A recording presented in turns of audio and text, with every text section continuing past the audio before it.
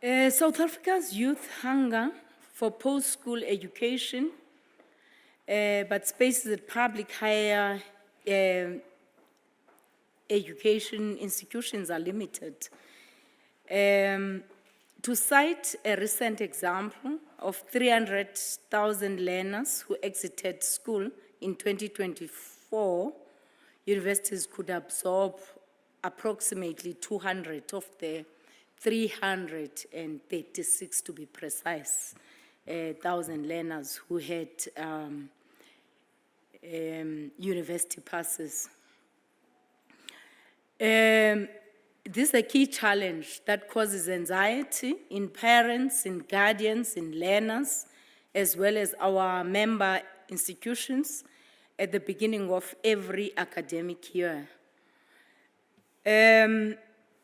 For me, it was the first time last year, which is at the beginning of this year actually, when we had to face this challenge head on.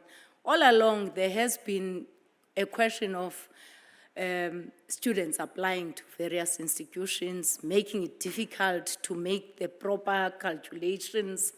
But I sat down and I looked at students with bachelor passes. This is a calculation I made even the previous year. And there was a major difference between what we could take as universities and those students with bachelor passes. So one could sit and dispute this by saying, not every student with a bachelor pass can get into university.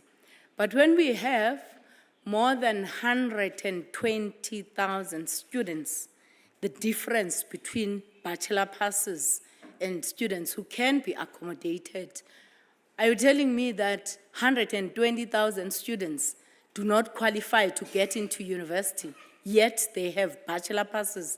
That would mean another problem altogether in terms of the quality of pass that we require to say someone has a bachelor pass.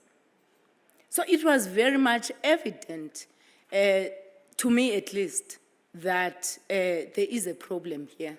And I had to convince the ministry, together with the Department of Higher Education and Training, that the parents are struggling to place their children. And we can't go around pussyfooting around the problem. We have to face it head on. At the very least, let's accept that there is a problem. And we've seen this with the Minister of Higher Education and Training explaining that we are expecting a major difference between the university pass, the bachelor passes, and students who can be accommodated, and citing funding as the major impediment that we have within the higher education space. So that issue of admitting that there is a problem has been resolved, which I think is a big one on its own. As USAF, we are concerned that in a country where youth makes up about 33% of the national population, and where youth unemployment is so high, a significant number of them cannot be accommodated within the post-school education. Those being left behind miss out on vital opportunities to acquire advanced knowledge and skills, as well as the chance to pursue meaningful career development. This not only affects individual potential, but also represents a loss to the broader economy. According to our higher education plan, it has been highlighted that the fact that we have the majority of the post-schooling education within universities is supposed to be a challenge, where within TVET and community colleges, they are supposed to dominate the space. But because they are fairly new in the broader scheme of things, we have universities still dominating it with more than 1 million, whereas when we look at TVETs, they constitute about half of that, and community colleges even smaller values. And the challenge is to grow the TVET colleges and also to grow the community colleges.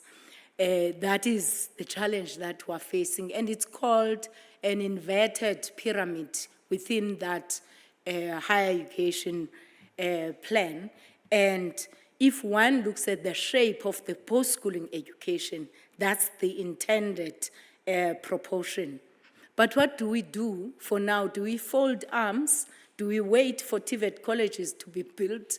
Do we wait for community colleges to be fully capacitated to take the number of learners and students who are coming from the basic education?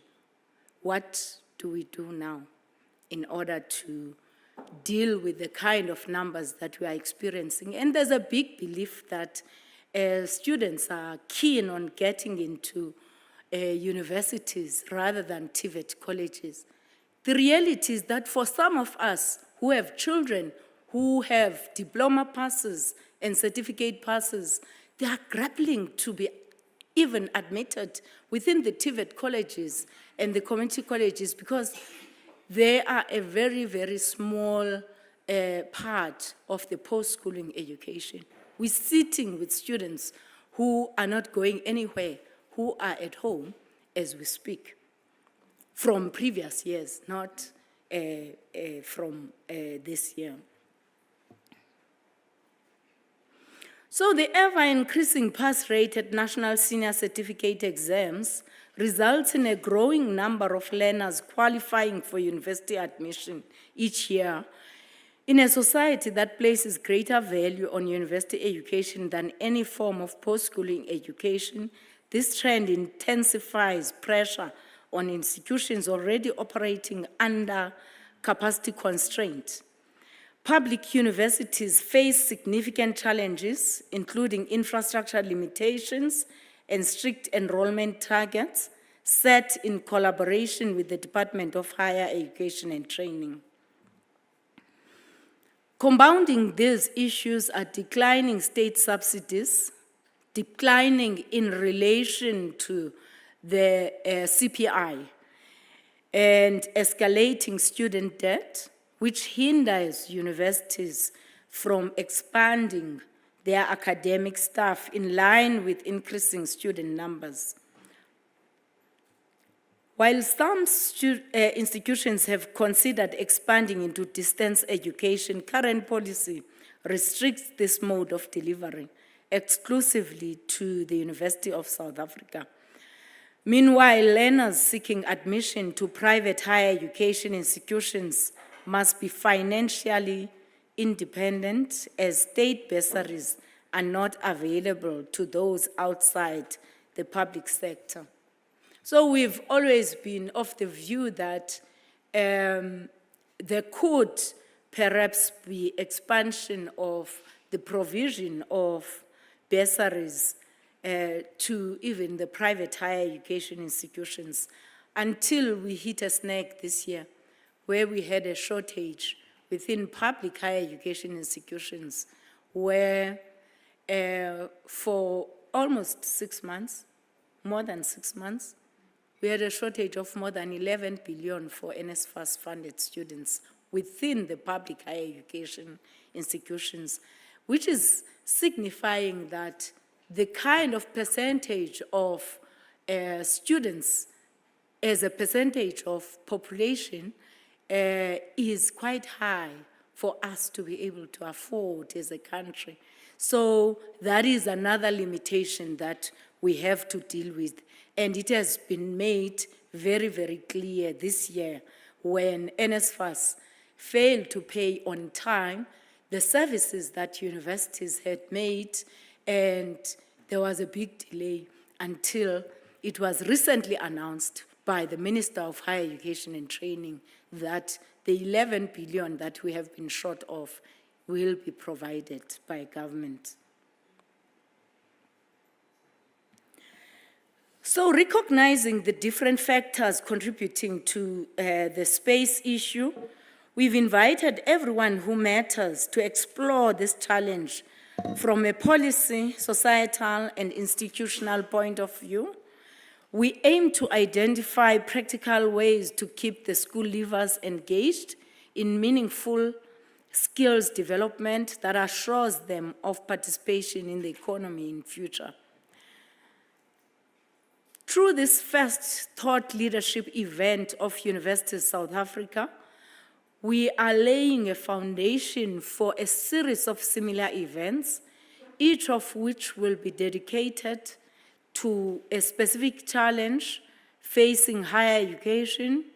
Today, our focus is on limited absorption capacity of universities, an issue with implications for government policies, for universities, for TVET colleges, for private higher education providers, and the general public.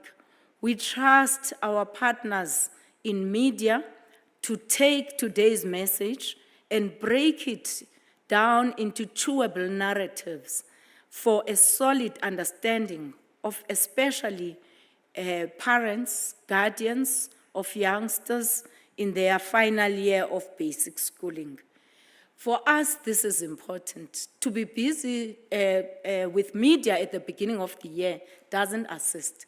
If parents are aware of what this bigger problem is and what can be done for their students or for their children between now and the end of the year, for us, that would have been a big success, rather than really crowding at the beginning of the year each and every institution and queuing outside, sending in learners who do not even have resources to these institutions.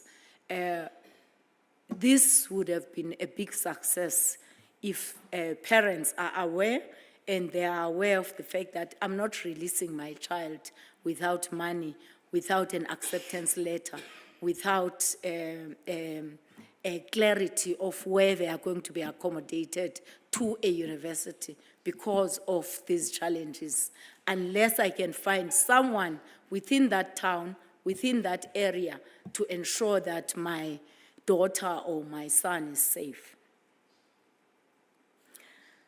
So to the distinguished members of our panel of experts, we are greatly honored to have Professor Martin Gustafsson, Professor of Economics at Stellenbosch University, a highly esteemed researcher and a long-time advisor to the Department of Basic Education. Thanks for that. That one was a tongue twister here.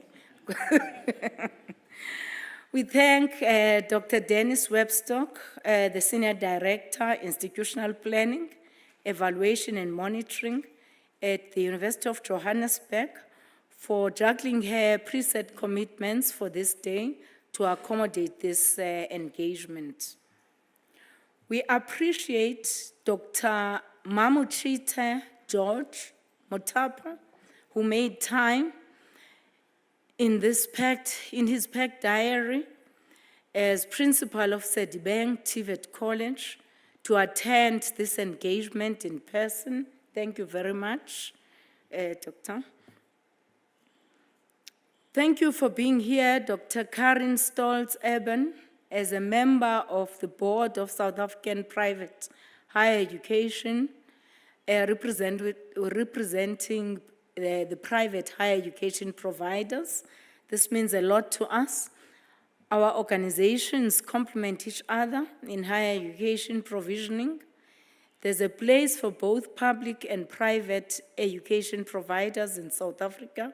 We must collaborate more than compete with each other.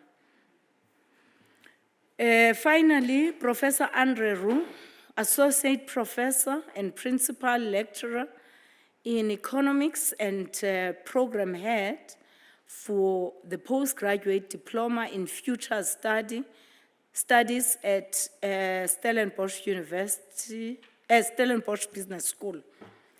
We thank you for gracing this event. Prof. Roux is online. this event and look forward to your contribution. I've never heard of a principal lecturer, but it looks like we have new titles. I've taught at Stellenbosch University for about 6 years, but this title, I think that must be a business school title, not the university. My job is not done until I introduce our moderator of today's deliberations, Ms. Kathy Motlatlana, a well-known and award-winning broadcast journalist and radio talk show host. On radio, Ms. Motlatlana is heard on SAFM anchoring The Talking Point, a current affairs show.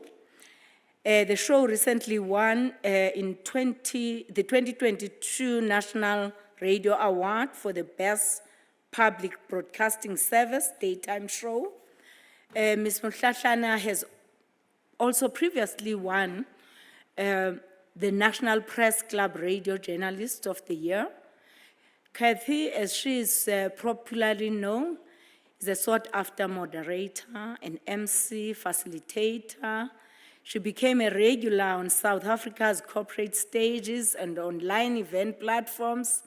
Her accomplishments also include being selected to participate in the CNN Journalism Fellowship, being selected as a fellow for US President Obama's Young African Leaders Initiative, and being named by local publications as one of South Africa's leading women in broadcasting. We trust in you, and we are in good hands. Kathy, a warm welcome.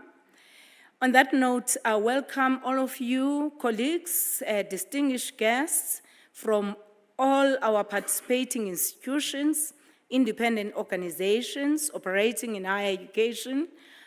I recognize the executive leadership in our institutions in attendance and look forward to fruitful deliberations and to the active participation of everyone attending this very important dialogue. I welcome you all. Ladies and gentlemen, the majority of the participants are online, so don't be cheated by the small number that we are seeing internally here. Thanks.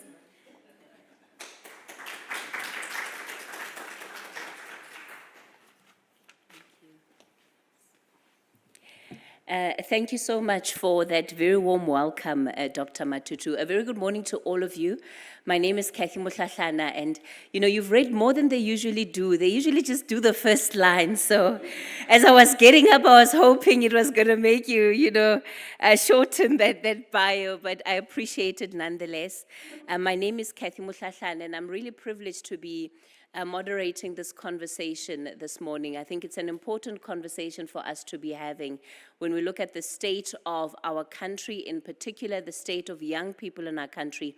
This conversation really speaks to what are the pathways that we are creating as an industry in the higher education sector that gives these young people the opportunity to realize every dream that they can be. And that dream is not just their dream, it's a dream for us as a society, because we know that young people are the future. So when we think about tomorrow, and yet they are going around today without a plan, Dr. Matutu, as you were running through those numbers, it always gives me goosebumps, because I think about the ticking time bomb that we sit on and that we sit with as a country. So today our conversation is to really spark, as you've heard, what is the first of many, but it's to spark a conversation and to say, how can we begin the journey of co-creation in as far as solutions for alternative pathways in higher education? How can we start that conversation?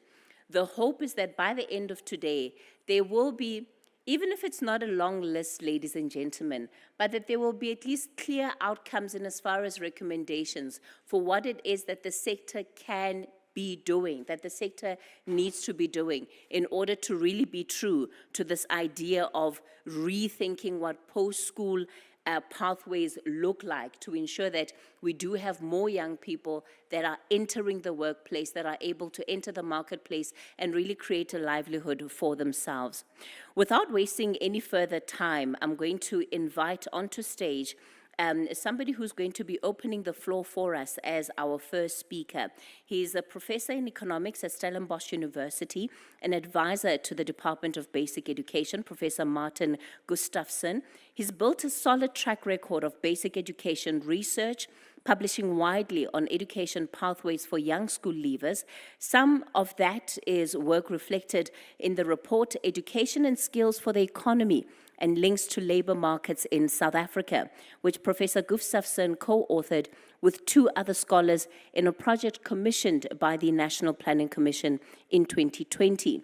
Still in 2020, he published an article in The Conversation titled, "The Debates Around South Africa's School Exam Results Need a Richer Flow of Data." In that article, he argues that a school leaver's chances of further education or a job depend heavily on the skills reflected in the National School Certificate, which is what people today, of course, will call the matric. More recently, he produced the Department of Basic Education's report on review of progress in the basic education sector to 2024, an analysis of key statistics. For years, he's authored Chapter 2 of the annual National Senior Examination Report. So it's good to see the faces behind some of the reports that, of course, we read on an annual basis, Professor Gustafsson. And of course, he was originally a school history teacher. His interests include economic concepts in education planning, getting researchers and policymakers talking more to one another on matters such as teachers' remuneration and demographic of school systems. So we're incredibly honored to have the contribution of this expert who we believe is going to help guide this conversation. And he's going to kick us off with the topic, school completion is advancing more rapidly than university growth. What are the implications for youth and national development? Now, this is a hybrid event. So, yes, there's some of us in the room. Later on, when we have discussions, we'll be able to participate with a roving microphone. Everybody else that's joining us on the online platforms, I'm going to encourage you, whether you're on Zoom or on YouTube, please go into the chat. That's where you'll be able to post your comments as the event is unfolding. It's also where we'll be looking out for your questions. If you have specific questions while the session is flowing, please post them through there. If you want a particular panelist to answer your question, please be very clear about who you're posing the question to. Otherwise, we will open it up to our panelists to see who will be best suited to give you an answer. So please make sure that as we're running with the session, you are interacting and engaging with us via the chat groups that are available on YouTube and, of course, on Zoom. So, Prof, let me then hand over to you and give you an opportunity to give us your presentation. Please, let's give him a warm round of applause as he comes up.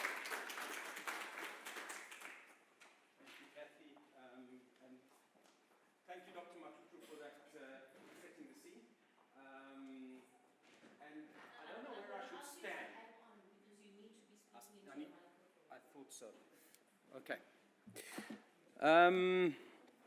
So good morning, everyone here and online. I don't know how much time, I mean, I was given 30 minutes, but we were running about 20 minutes late, so I'll try and be just under 30 minutes. And here we have this, and it works. Great. So, I mean, as you heard in the introduction, my work is largely within the basic education sector. I don't know or understand the university sector as well as some of you do. That's not my top area of specialization, but I have looked quite a lot at just youth pathways, what happens to learners who leave school, and how do we deal with the immense challenges that I think Dr. Matutu has referred to, and there are further challenges relating to youth. So for those of you who don't really like graphs, I must apologize. I'll try and take you through them as carefully as possible. For those who do like them, you'll be very happy. I am an education economist, so I do tend to use that as my language. So this is what I'm going to be going through. Okay, this works as well. Yeah. So I do want to lead us towards government strategies and targets, and how good are these? Because, we're not talking in a vacuum. We have a government which has plans. What are those plans, and how good are they? Or what needs to be tweaked? What can be done? What cannot be done within those existing plans? So I don't expect you to see all the detail of that. In a way, this is just saying it's there. This is a diagram I developed some years back. It's in a public report. Virtually everything I'm presenting here is available in some public report, and there's a list of references at the end. A lot of people have done work on this. So this essentially tries to map out where do youths go?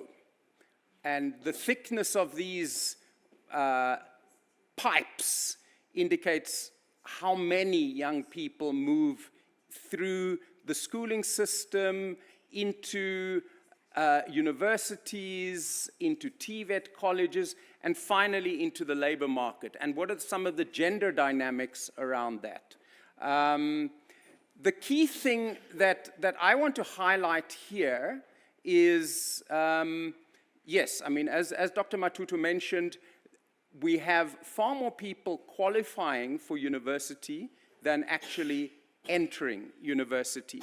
And here, this is a few years ago, 38% of people who left school who on paper were ready for university actually got into a university. So in a way, that's what this presentation and in a way the session is about, that problem, right? What happens to the other 62%? These are probably young people who are going to be disappointed. They saw a different prospect for themselves in life. What's also, I've highlighted this here, so employment opportunities are obviously very different depending on how much education you have. If you have a matric, your employment opportunities are not great, but they're a bit better than if you did not have a matric. But let's not forget that there are a lot of people who don't have a matric who still do have jobs. So it's not as if there's like, if you don't get a matric, you have zero chance of getting a job. Things are much more nuanced than this. A lot of people that you see working every day when you go to the supermarket and so on, they don't have matric. All right. And we need to plan for all these kind of levels of education that are coming out of the system. If you have a matric, you have a greater chance of employment. Having a university qualification improves your chances enormously, all right? There is some graduate unemployment in South Africa, especially in recent years, but your situation is way, way better than for other young South Africans. So what have some of the trends been, all right? If a lot of young people are not going to university, how long has this been around? We know that this graph is taken from the official DBE matric report, and this is something that gets shown every year, and the minister shows this. It's a success story. We have more people getting the matric, the NSC. We have more people getting a bachelor's level NSC, and this is often trumpeted as this big success. But it's a bit narrow because the wider issue of like where do these youths go is often not sufficiently addressed. So the number of young people qualifying for bachelor's level study tripled over 30 years, right? It was down there at about 100,000. It's now over 300,000. This is 1994, by the way. So for a long time, it stayed at about 100,000. Then in around about 2008, it started taking off. And in some ways, that's good, and in some ways, it creates tensions. Of course, it's not only somebody with a bachelor's level pass who can go to university. If you have a diploma level pass, you can go to Tshwane University of Technology and do a diploma in fashion, right? That's a university qualification. So actually, that 300 and something thousand becomes 520,000 if you count people who qualify for diploma level studies as well. So that's a very large number, and currently we're taking in about 180,000 every year into universities. So that's a fairly small proportion of that. Then, if you look at the household data, it confirms what you would expect in the population. Those successfully completing grade 12 has increased from 40% to 60% of youths over the last 30 years. So then I wanted to just get some clarity around the numbers and the trends with respect to entry into universities. I actually couldn't find this graph, so I went and redid it using the header analyzer. A very useful facility to get university numbers, right? Maybe this is sitting somewhere in a CHE report, but yesterday when I was preparing the presentation, I couldn't find it. So I wanted to know how many first years are coming in for the first time at undergraduate level, at universities in South Africa. And here you see it, and it's broken down by race. And currently, it's sitting at, it's jumped around quite a bit. I mentioned 180,000, 200, somewhere between 180,000 and 200,000 young people go into university for the first time. A lot of those people don't complete, all right? But at least they start. And very often there's this idea that this is a waste. I'm not so sure that it's entirely a waste. I think having spent 1 or 2 years at university is better than having not spent any time at all. You do develop networks. You may not get that qualification that you want. You may end up going to a TVET college or something, doing something different, but at least you've had some exposure that you otherwise would not have had. So I don't think we must think of those who enter and don't complete as a complete waste. Obviously, it is a problem, but yeah. So the numbers have been going up. Back in 2000, we were sitting just over 100,000. Black African participation has gone up a lot. I'm surprised that white participation, according to the header data, has gone down as much as it has. Indian as well. But clearly there has been, in terms of who goes to university, who enters a university, there has been transformation, and it's more representative of the population than it was back in 2000. But these increases are not as large as the increases in the output of schools, and that's what's creating this problem. And here you can see the problem. Currently, around about 40% of those who qualify for university get into university. 2010, that would have been 64%, right? The entry into university has just not increased as fast as in entry in as school leavers ready for for university studies.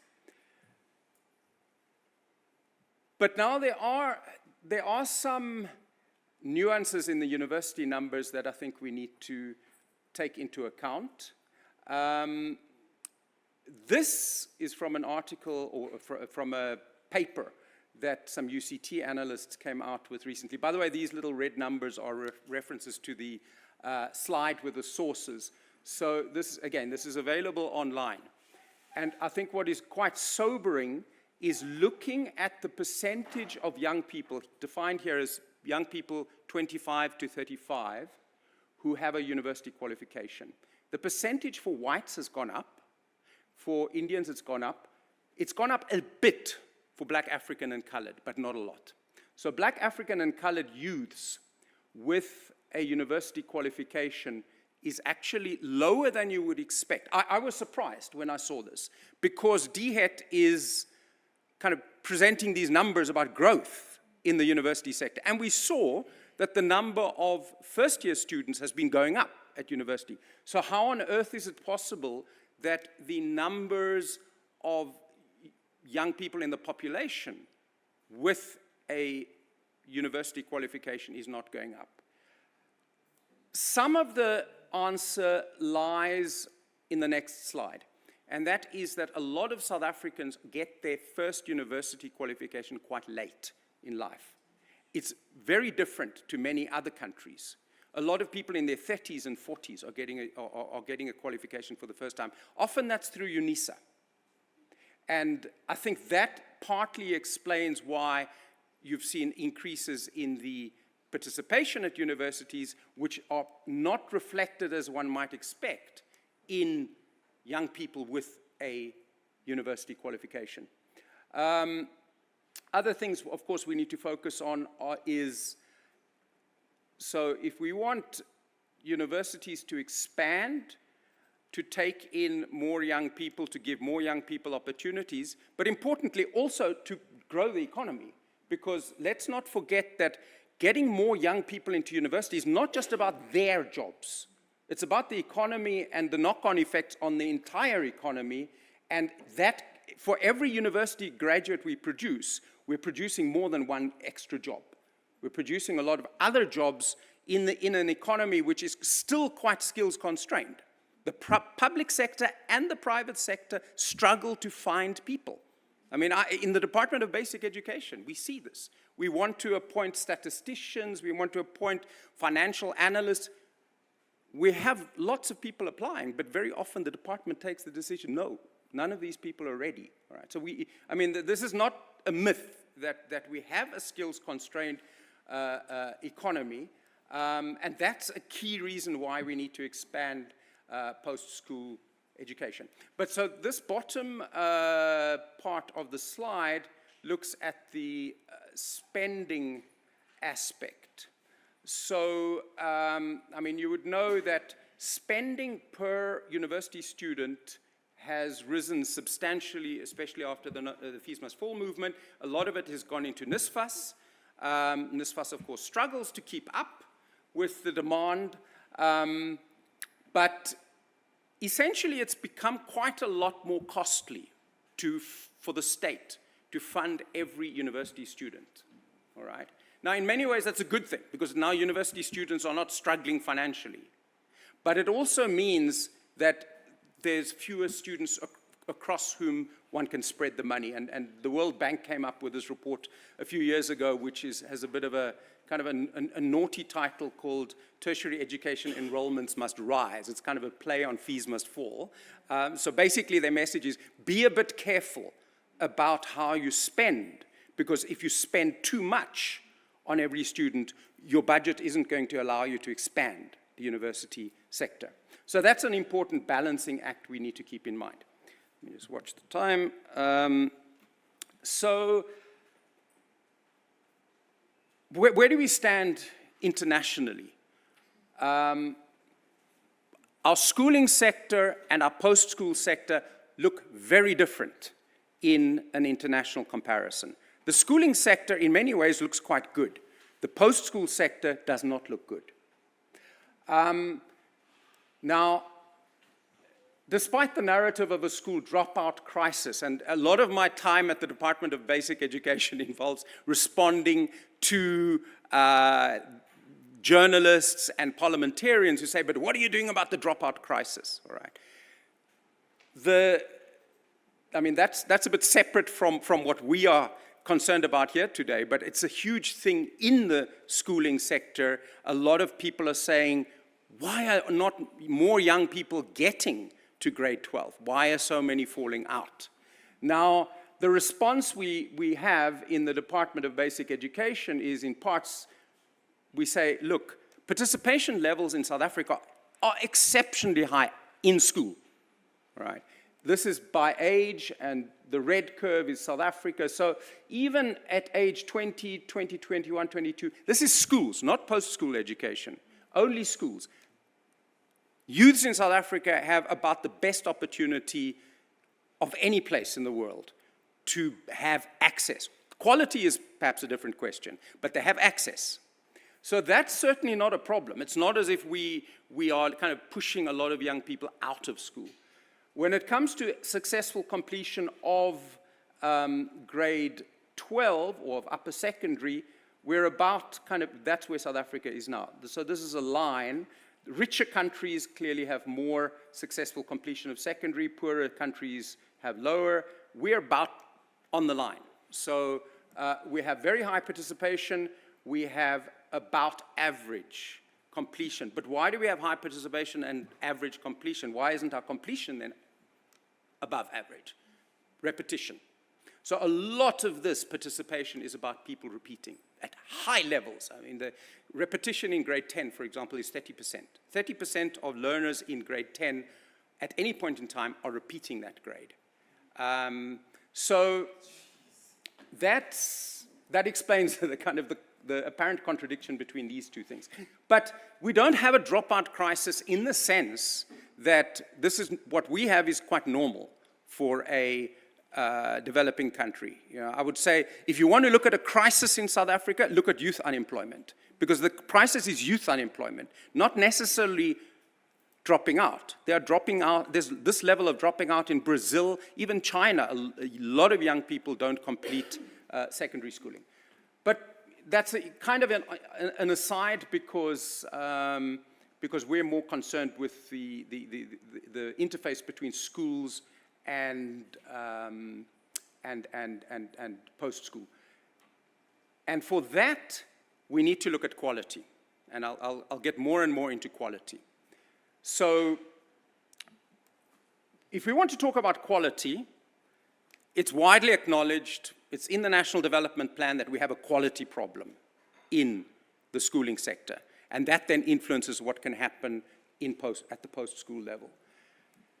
The good news, and it's a very, very difficult narrative to push, the good news is that, here again you have one of these graphs with country, each dot is a country, and then you have income at the bottom, and then you have the quality of education according to the TIMS program. I think this has just died. Anyway, so in terms of the quality of education, back in 2003, South Africa was below the curve. South Africa was way out in the wilderness when it came to the quality of schooling. We were really, really bad. Fast forward to the last TIMS results of 2023, and we're normal.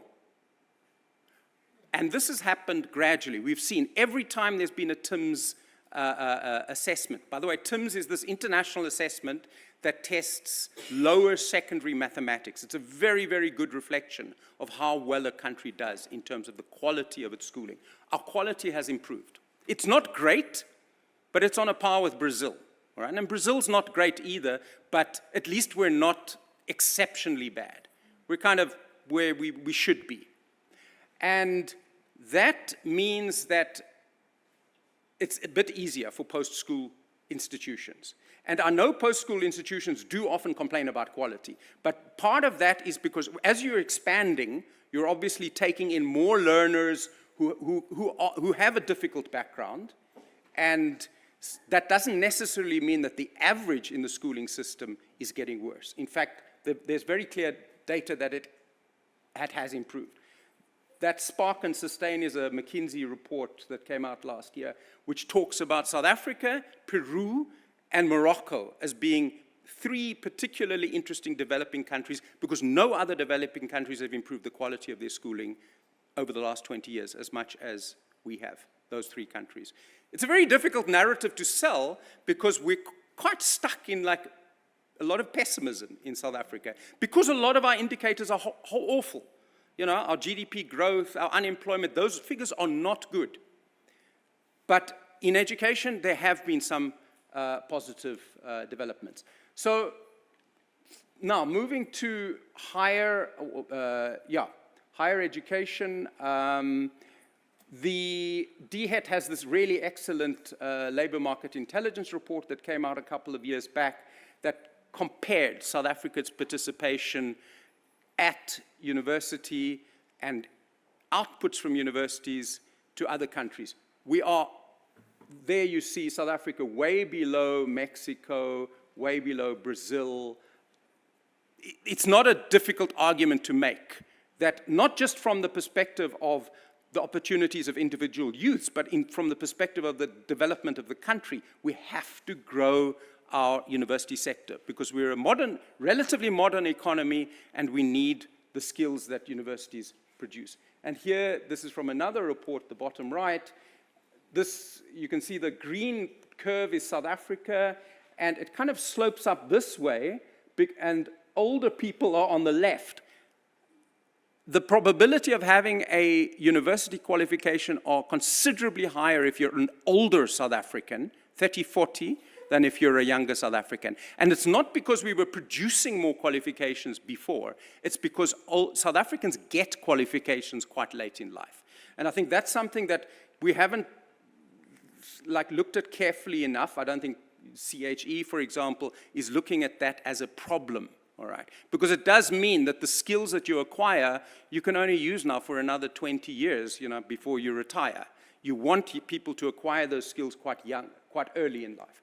So this is a crucial graph. It's the, what I did with some colleagues at the Department of Basic Education is we looked at what schools are supplying and what universities demand in terms of the mathematics mark. And this shocked me because I had been under this impression that the thing to really look at is the bachelor's level pass. Is your matric a bachelor's level pass, what used to be called an exemption, all right? It turns out that that is increasingly not the critical threshold. The critical threshold is mathematics, your mathematics mark. So we went, myself and some others, we went through the HEDA data, looked at SESM first order qualifications by different universities, and went to the websites of these universities and looked, what do you require? Mathematics is required, or a particular mark is required by 2/3 of first year, for 2/3 of first year students. The other third are, the lawyers, the humanities, the actors, the painters, but for 2/3, and that ranges from, of course, engineering to finance, commerce, you need to have a minimum mark in maths. Now that minimum mark is different. You can see right at the right, it's 64 maths and 64 physical science. So often maths and physical science are the two things that feature. On the far right, you can see that about 20,000 university first-year students were studying something where they had to have 60. And we were producing about that exact number. That's not a good thing. We should be producing more. Because not everyone who gets 60 in maths wants to do commerce. There are people who get 60 in maths and want to do art. And then they're not required. So this is not actually matching individuals. This is just looking at the overall kind of supply and demand. And then you see different mark levels going all the way down to 40 for maths, no requirement for physical sciences. And there, the university requirement actually exceeds what schools are providing, all right? By the way, all of these are cumulative because if you've got 60 in maths, you obviously qualify for a program where they only require 40, all right? But look how the black curve exceeds the green curve across a lot of this graph. That's because universities are not, there's no way they can find enough people reaching those maths marks, no way. So what are the universities doing? They're relaxing their requirements. They're taking in people who don't meet those maths mark thresholds, which is not good for the universities. So what this is telling us is that let's not just look at bachelor's level passes. There are a lot of the young people who are getting the bachelor's level passes. If you dig beneath the surface, they're not getting the maths. All right. You can still do expansion in the humanities, but if you look at government's priorities, they want expansion in STEM. All right, and STEM means you need to have some maths. So this, in a way, was not terribly popular in the Department of Basic Education because it was like saying, actually, we are part of the problem, all right? Just producing more bachelors on its own is not enough. We need to have better maths outcomes because universities consider this a particularly important requirement. So, all right, 2 slides left. No graphs. So what are the government's strategies and targets? Okay, so we have a 5-year government plan, which came out earlier this year. And one of their priorities, and I think this is a really good priority, I've been amongst those pushing for this as a government target, let's get more young people getting 60 in maths. Yes, sure, some have to only have 50 or 40, but let's put 60 as a target because it's a very common target, especially for high-end engineering, etc. subjects. So that's there. How does one achieve this? I think we need a lot more clarity around that. If you look at the media currently, you'll see a lot of emphasis on the problem of young people taking maths literacy and not maths. I would say the problem is the other way around. We have too many students taking maths who were not sufficiently prepared for maths. If you look at the mathematics results in the official reports, almost half are not passing at the 30% mark level. The question is, should they even be in the maths class? All right? Should you not have a smaller maths class and then push more people to 60 and 50 and so on? And in fact, there are some provinces that have in fact done exactly this. Gauteng is one example. They reduced participation in mathematics and as a result, pushed up the number of young people getting 60. And it's logical. If you ask a maths teacher, they'll tell you, look, if I have a limited class, fewer struggling learners, I can concentrate on the really good learners. So it's tough because at the same time, a lot of people want to take maths. They know there are opportunities associated with it. So if you, in grade 10, if you say, sorry, you can't take maths, it's a tough signal to send to a young person. But I think those are some of the tough things that we have to deal with. Now, university enrollment is said to increase by only 9%. That's very little. And the population is increasing as well. So that doesn't create much scope for dealing with the problem that we've been talking about, absorbing more young people into universities. TVET, however, is, according to that plan, seeing a doubling of enrollments. And obviously that means funding as well. Now, these 5-year plans of government, sometimes they get violated because politics overtakes them. But this is a pretty good basis for, say, Treasury to take decisions around where the money goes. So the government plans currently are not signaling that a lot more money is going to go to universities. They are signaling that a lot more money is going to TVET colleges. This is the last slide. So our current strategy is right. Yeah, I think the maths emphasis is right. But we need to be clearer on how we achieve this. The second bullet, I think, is about signals. It's about talking about bachelor's level passes a bit differently. I don't think we should be as strongly kind of signaling to young people that a bachelor's level pass opens all the university doors. It's one thing. But in addition to that, you need subject-specific marks in order for those doors to open. Thirdly, with 9% growth in university enrollments, this would have to be very well focused. So the economy needs more university graduates. A 9% increase is quite disappointing. It would have to focus on nearly all of this on STEM because that's the biggest demand in the economy. And that seems to be government's understanding. But the 9% growth is disappointing. And then balancing post-school enrollments and per-student costs is not receiving enough attention. So both in TVET and in university, I don't see a lot of economists looking at the unit cost. And how can one reduce that? And could one replan NSFAS in some way to reduce the unit cost? Of course, students will think reducing spending per student is austerity, it's horrible, but it also means there's more money for more students. So that's the kind of trade-off we have to look at. Thank you.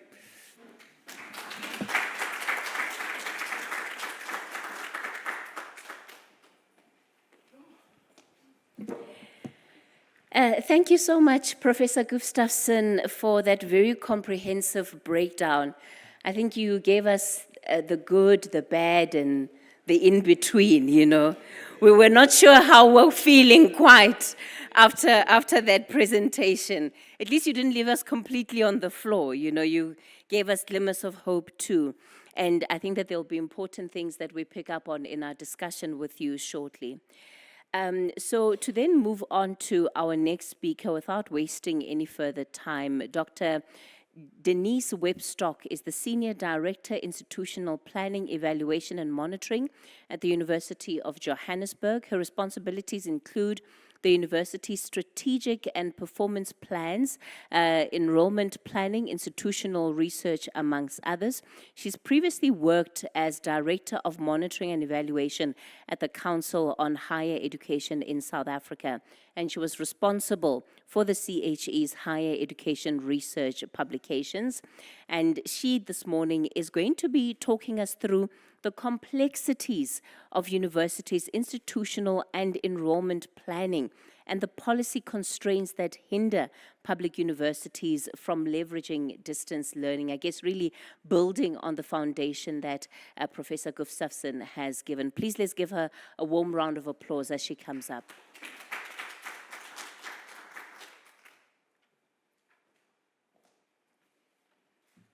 Thank you, Kathy, and thank you, Dr. Matutu. And it's good to be with you all, colleagues.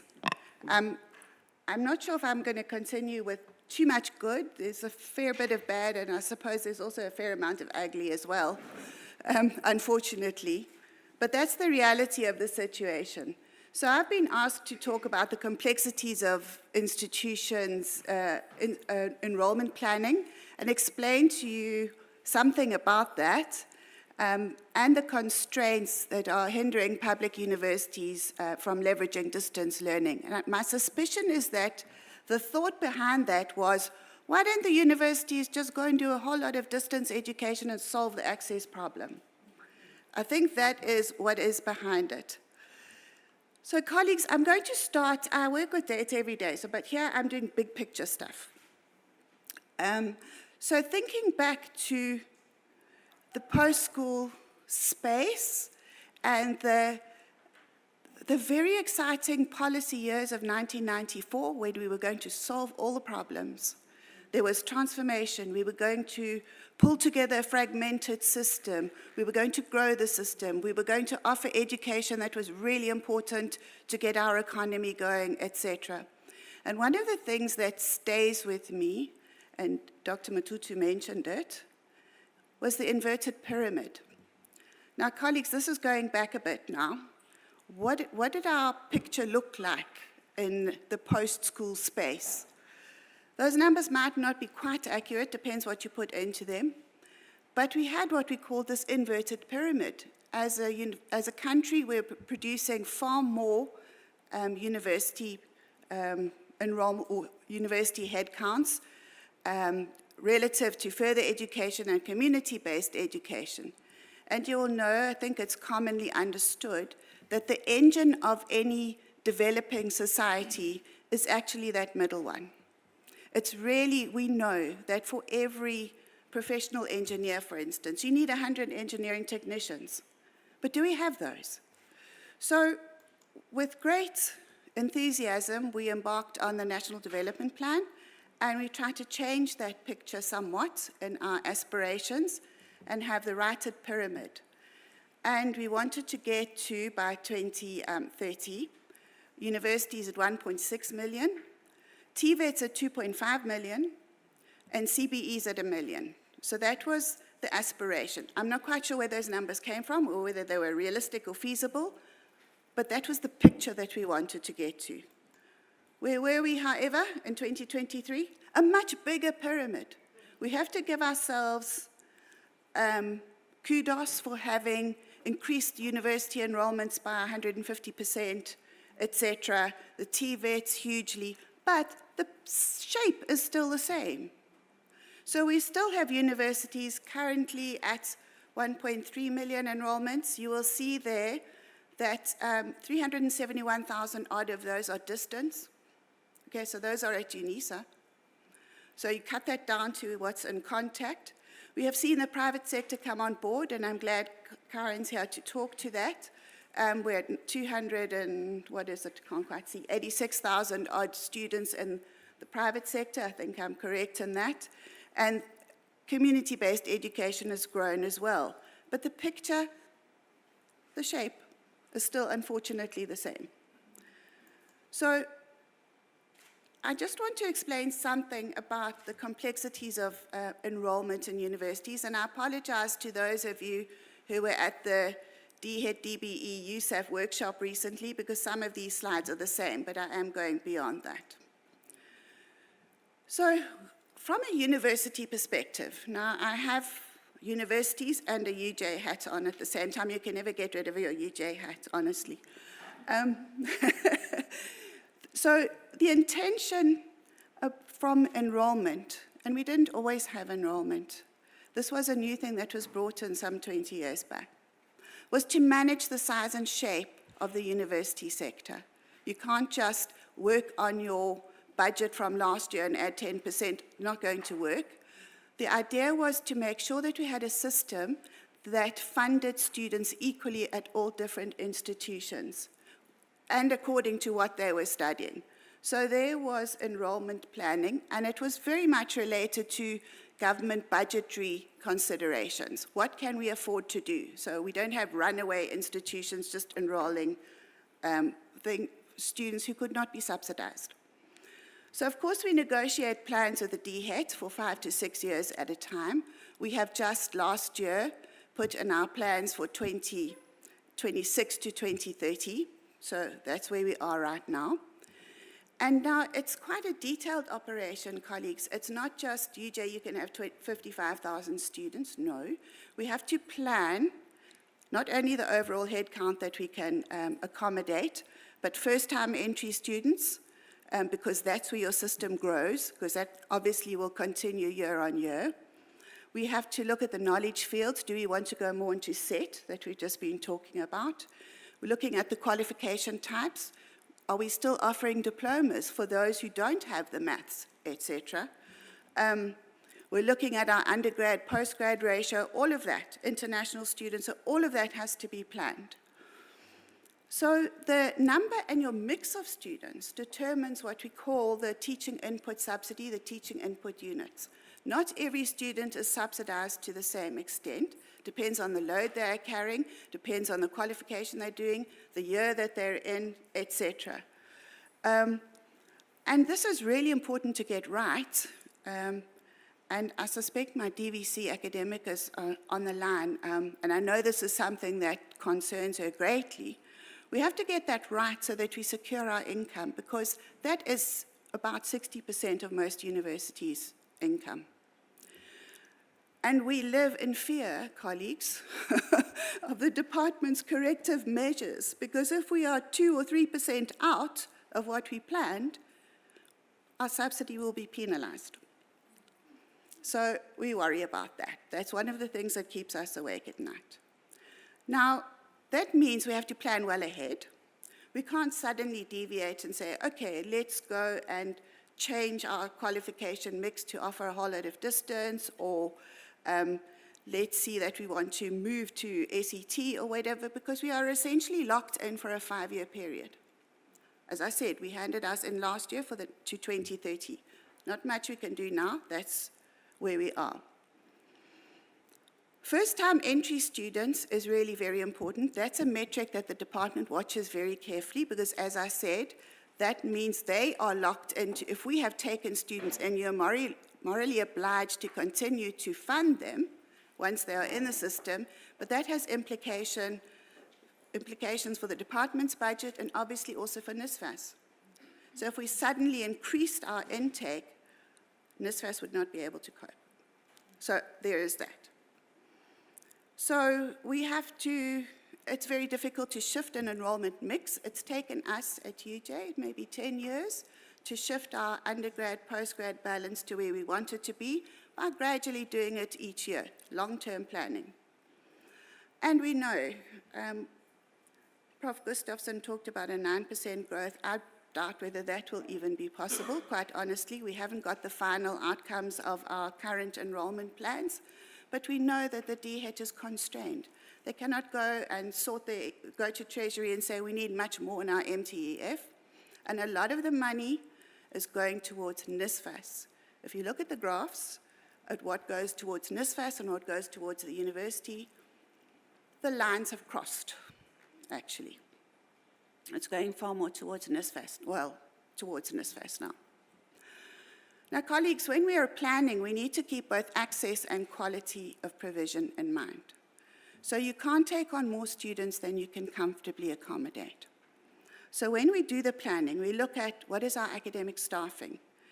Do we still have enough professors in that department to take on that many doctoral students at that department? Do we have enough labs to support those science students? All of those are factors that we take into account. So the planning is we plan all year. So we plan at both the institutional level and at the program level. That means going back to the departments and saying, what has changed? Can you still manage that many students, etc.?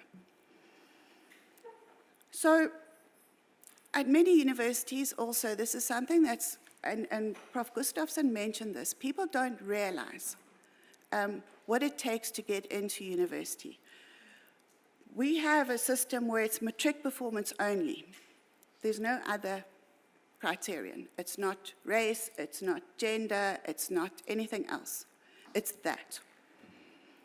So we have to manage, if you're looking at your profile of your students, like disability, for instance, we have to find other ways to make sure that we get those students in.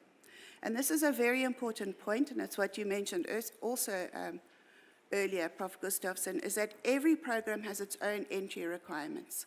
So you need different things to be able to do an engineering degree, not just a bachelor or diploma pass, and a different thing to do a design degree. You might probably need a portfolio of design, for example. So those are the complexities. Managing this, colleagues, is very complex. I'm going to get through this slide very quickly. We have tight timelines, 3 weeks. We must get all the students in place. We are managing applications and applicants. So UJ, for example, and I'm speaking with my UJ example now, we have some 500,000 applications for 11,000 spaces.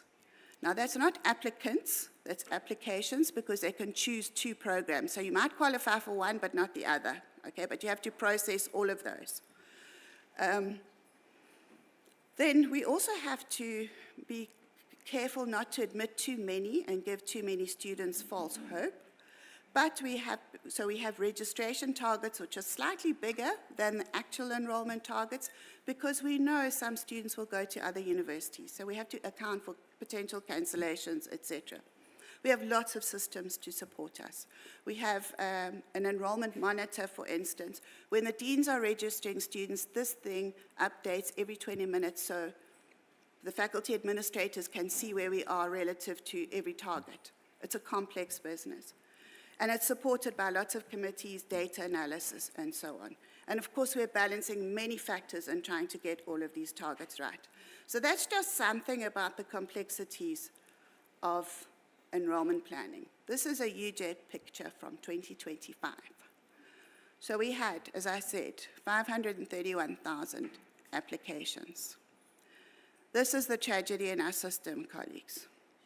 Something that we struggle with every year. And I feel for my colleagues in student enrollment and the millions of communications they send out, most of which are negative. So 366,000 of those, that's 69%, were declined based on their grade 12 results. So where are they going to go? They didn't get the grade 12 results. Then there were 136,000, that's 26%. That's a quarter of them who will be on a waiting list. They may or they may not. And, you know, for some programs, the waiting list is very long. Then, colleagues, we admitted 13,547. And we also admitted 14,567. Those are what we call orange carpet students. Those are students with an APS of 37 and above 70% in their 6 best subjects, excluding LO. Okay. So, and then we've got the 11,000 places. So you can see, we also notice that our median APS has been going up over the years, of whom we admit. Contrary to an impression of lowering standards, etc., we are changing some of the admission requirements and raising the bar so that we don't have such long waiting lists, etc. We do look at the APS and we do look at the maths requirement. This is putting this back into the national picture.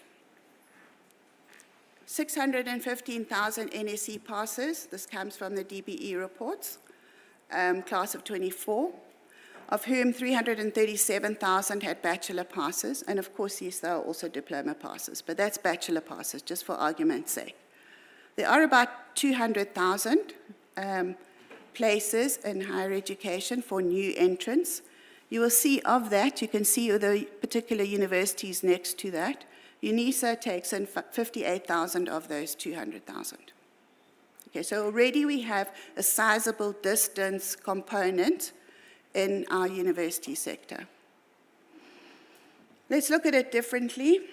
So you can see that over the years, if you look at that, in the class of 2019 to 2024, the universities have remained steady, and you can understand why when I've explained enrollment planning and how we've had to do that, at about 200,000 coming into the system.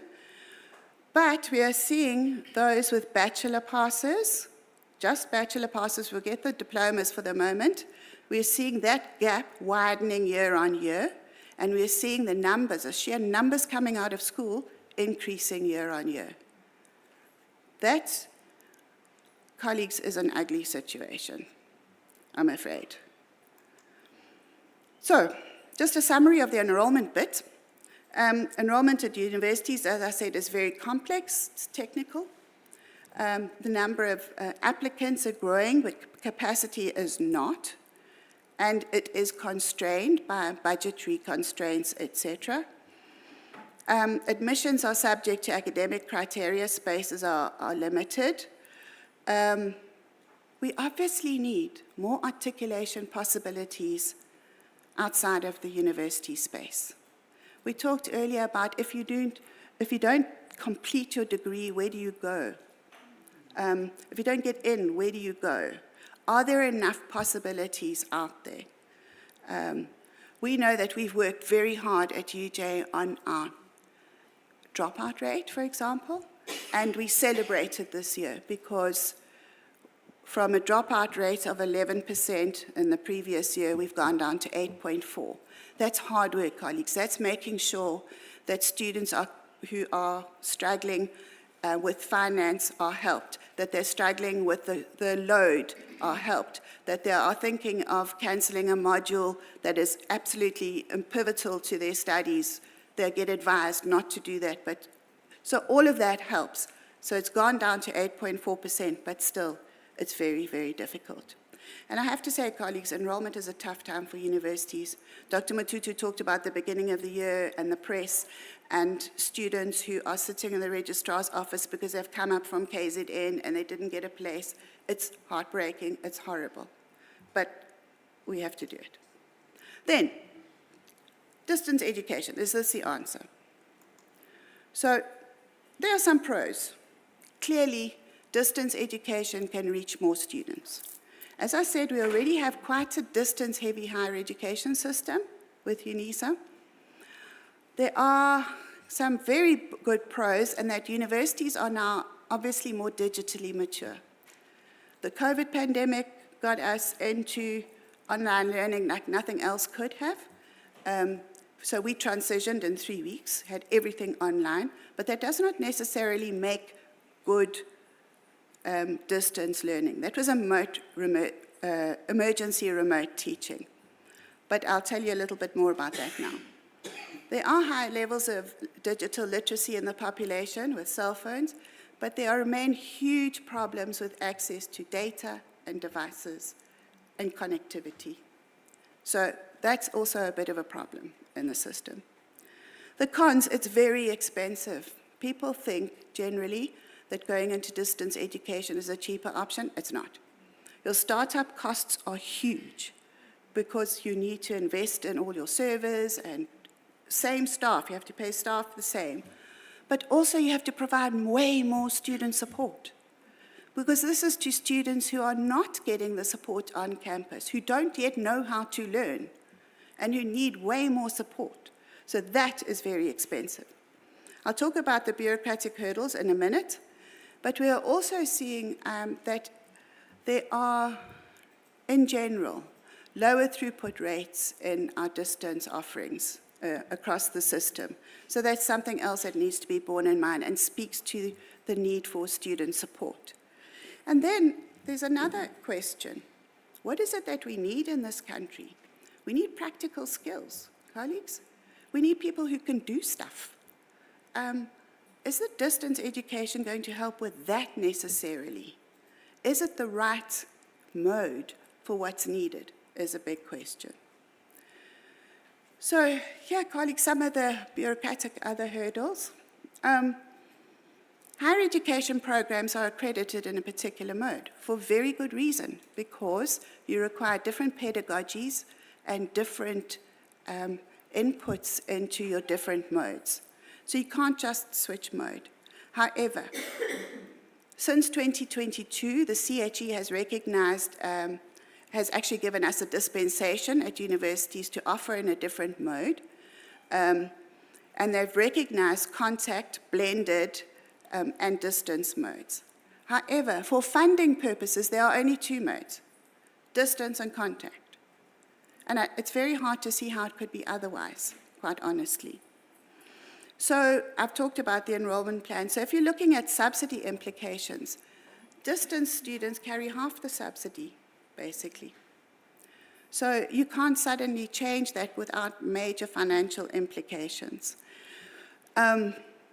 New programs need to be accredited. This takes some time. We want a new distance offering.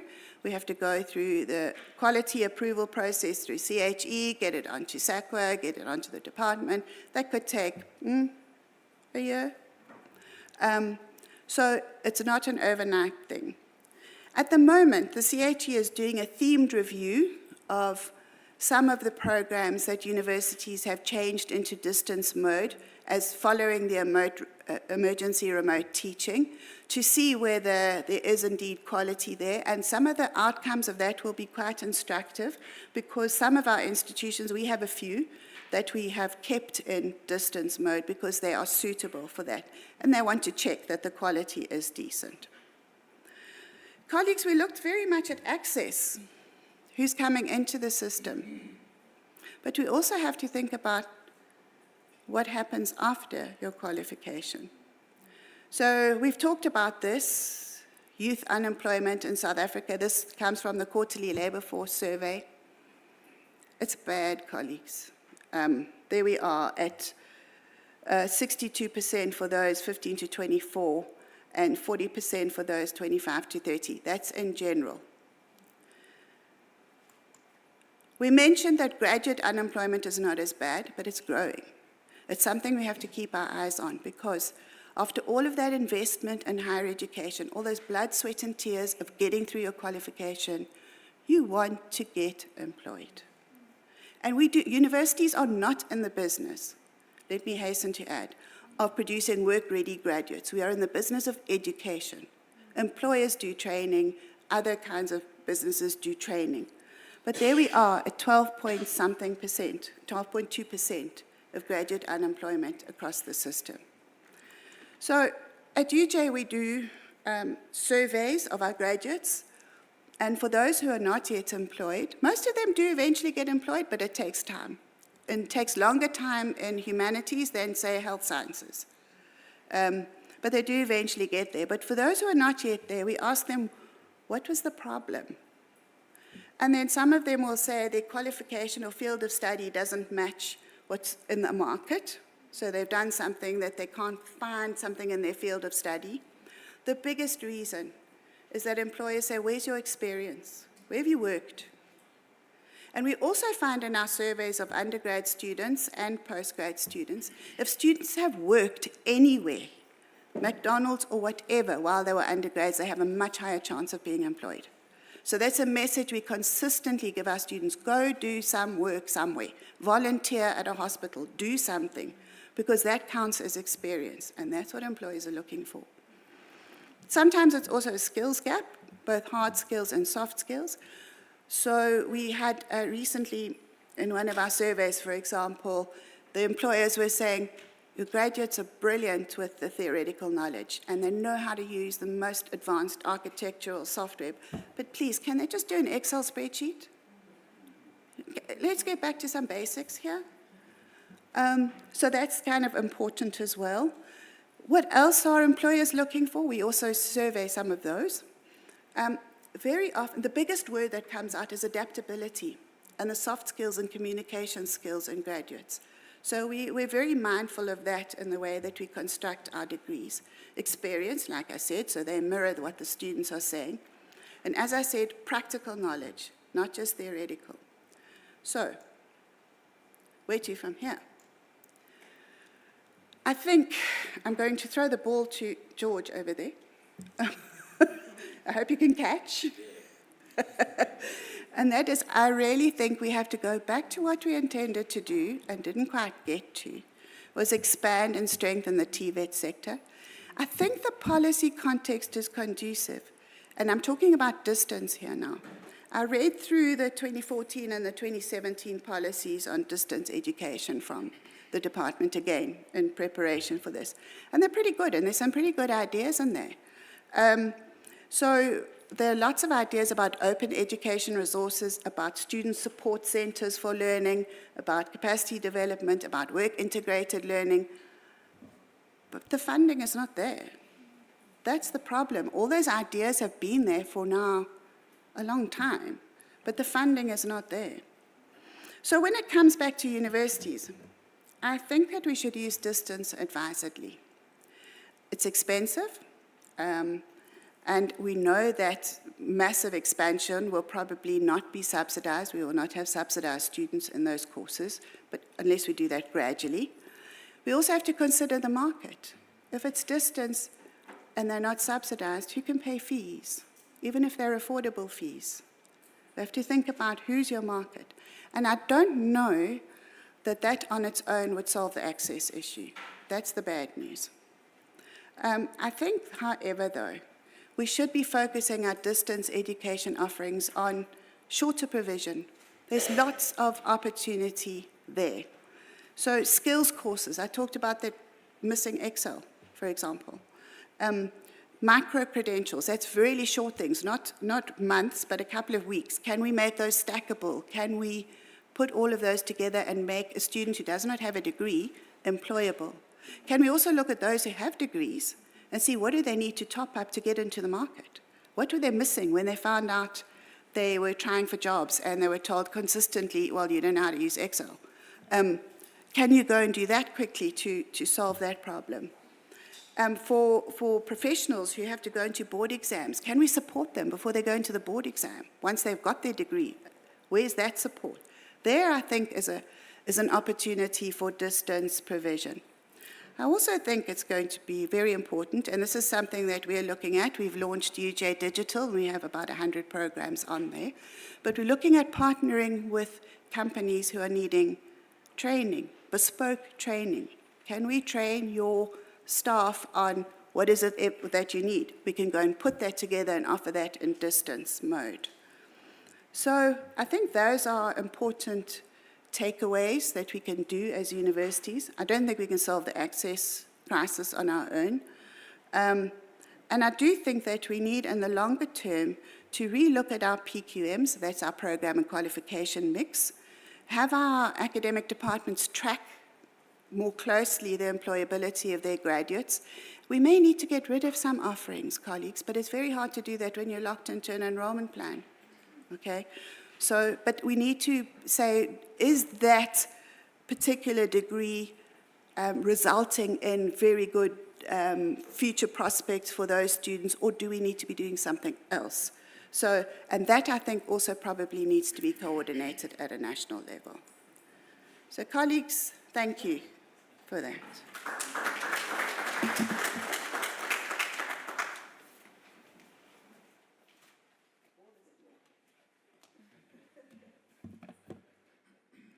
Sure. Thank you so much for that equally comprehensive presentation, Denise. I think that will then lead us into our first discussion for the morning. And perhaps to start it off, of course, we've been noting the questions and comments that you've been posting through on Zoom and on YouTube. Please continue to do that. And I'm going to urge you, if your question is for a specific panelist, please be clear about who you would want to answer the question. But I have noted some of the comments and questions that have come through already. I think, Professor Gustafsson, I want to begin with you. Just coming out of the presentation that you gave us, as I mentioned earlier, there was a little bit of everything, right? Some good, some bad. But the spending that we are seeing, I think, across the board within our education sector, you look at how it's broken down. Of course, universities get the biggest chunk, and then you've got TVET colleges that have a much lower portion. You've got ECD conditional grants somewhere there at the bottom. Overall, there is this pattern and this concentration of spending, and yet when I look at your report, it's where we're getting the least outcome in as far as value for money. Now, how do we answer that question? Because we need the skills, as you've highlighted, the economy needs the skills that are being produced out of universities. But given the number of young people that are accessing universities, when they actually complete the degree, as you've again highlighted to us, how do we ensure that we get the maximum for that return, given the state of affairs as it is, not as we would wish it to be, but as it is? And if you can answer that question first for me before I ask you a question, Denise. Can we please get a microphone to just our guests in the front? There we go. Thank you. Okay. So, yeah, I mean, Kathy, the question on financing and spending is really important, and I think that even within education planning, we have a bit of a skills deficit. I don't see enough analysis, research around the financial part of the schooling, of the education system, and how there are interdependencies. For example, the Fees Must Fall movement definitely did move a considerable portion of spending away from basic education, and it has given rise to what the Minister of Basic Education talks about as this funding crisis in schools. So these levels are interdependent, and I don't think that we look enough at how do we spread the resources equitably and efficiently across those levels. For example, right now a big policy issue is early childhood development. And I don't think that enough attention is going towards the cost of that. How do you keep the cost is actually very low currently. If that cost balloons, it might be good for those working in ECD, but what's the ripple effect going to be across the entire education system? Because although, education funding is not just one pot, it goes, some of it goes through the provinces, some of it goes through DHET and so on. There are tensions between those different levels. And as I mentioned earlier, there are tensions relating to how much we spend on every learner, on every student. South Africa has some peculiar patterns. For example, we spend around about the same on every primary school learner as every secondary school learner. That's unusual in the world. Most countries spend less on primary school learners. So that's part of what drives the rather high total cost for basic education. And when we talk about let's get more young people to complete grade 12, that has cost implications, and it could end up affecting how much money there's available for universities. So it's all about balancing these different parts. Is that spend at all connected to these outputs in as far as your maths and your science? Because ultimately, we're looking at situations where universities, as you were telling us, are essentially looking at that maths and science mark. Now, how do you get schools to produce that quality of pass? Does it have to do with how much you're spending at each and every phase of this learner's life throughout their schooling career? Is there a link at all, at least as far as you've looked at the data? Yeah, obviously there are important relationships between how much you spend and what you get in terms of the skills and quality. And within the schooling system, I think that one of the challenges we face is what's happening in primary schools. Secondary schools are highly accountable. School principals get into serious trouble, but often not for the right things. The pass rate is too low. Whereas they're not looking at how many young people, in particular black students, are getting critical maths marks. So, but there is some accountability at the secondary level. At the primary level, it's a bit of a black box. Schools do what they like, and then secondary schools discover that students haven't learned what they should have learned in maths or reading at the primary level. So within the schooling system, I think there's that. I think in post-school education, yes, we must look at this inverted triangle problem, but it's also a question of what subjects. So, I mean, TVET is not necessarily very STEM-oriented. A lot of it is business studies and management and, you know, somewhat things that may not really be in high demand in the economy. Denise, you know, I was listening quite interested at your presentation because how you describe the level of planning that goes into enrollment of students into institutions of higher education. Why then is there the sense of surprise at the beginning of the school year about the situation that we are in? Because effectively you're saying to us that we know exactly how many young people we're taking in for the next 5 years. So we shouldn't have this element of surprise that we have so many young people coming through the schooling system that do have the bachelor's pass but are simply not going to make it into university. Thanks for that, Kathy. Yeah, of course, it's planned long in advance. So we do know the numbers, but I think it's related to people's understanding of how the system works, or lack of understanding of how it works. I'm not sure, for example, that the nomenclature of a bachelor's pass was actually a very good idea, thinking about it. Because students think, if I have a bachelor's pass, I'm entitled to a bachelor's place. That's logical, it's obvious. But that's not the case, because as we explained, every program has its own requirements. And I don't think students necessarily understand, for example, the value of the maths and the maths mark.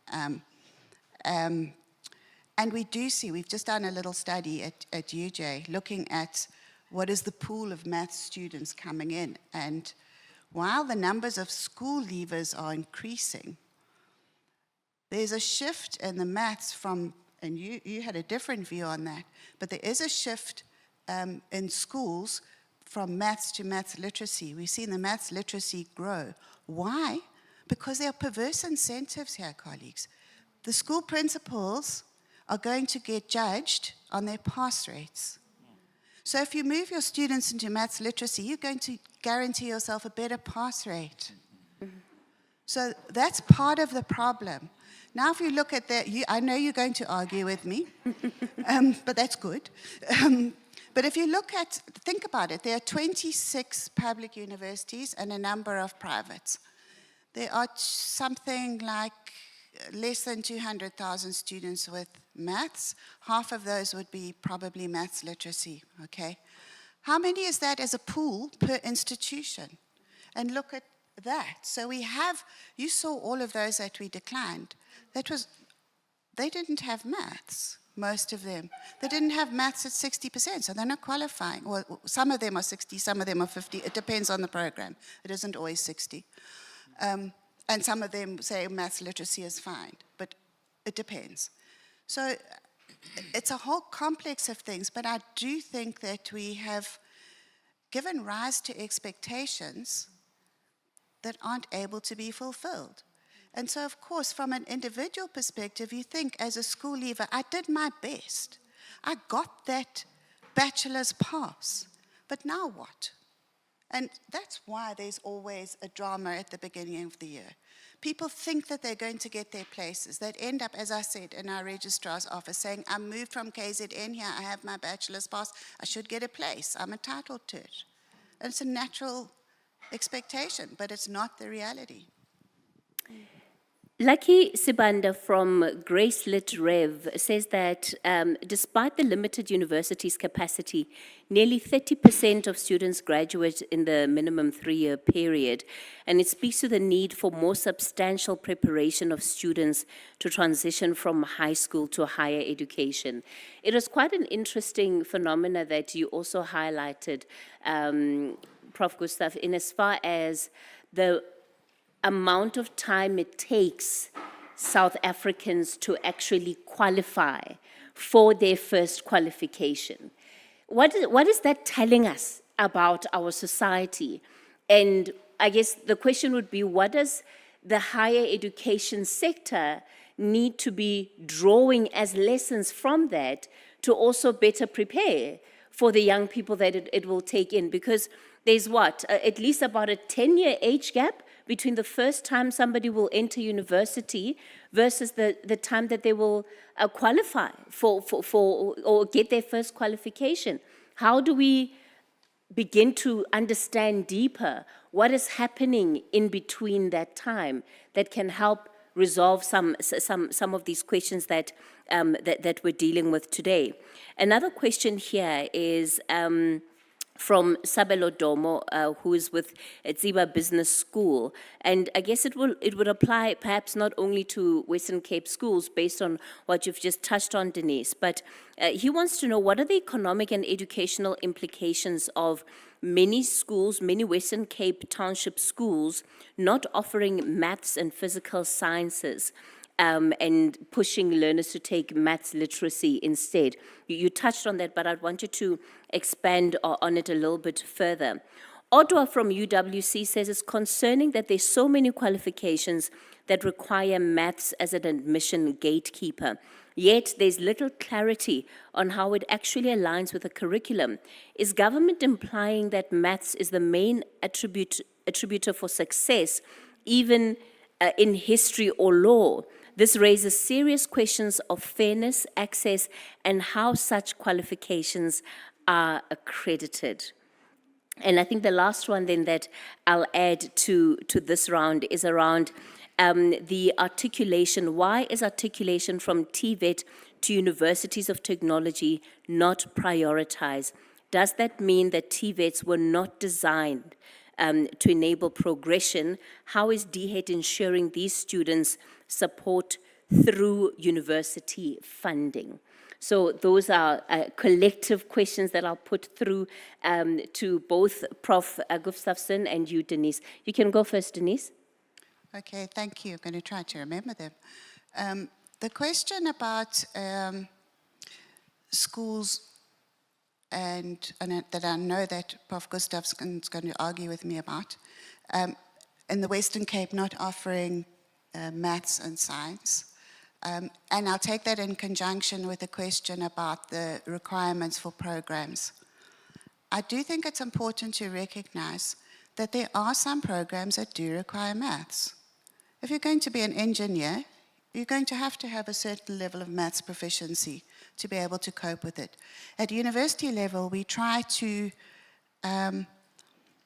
customize the maths offerings to the different fields so that they do not become gatekeepers at that level at university. So maybe a commerce student needs a different level or different kind of maths to your engineering student, for example. And as I said, not every program requires maths.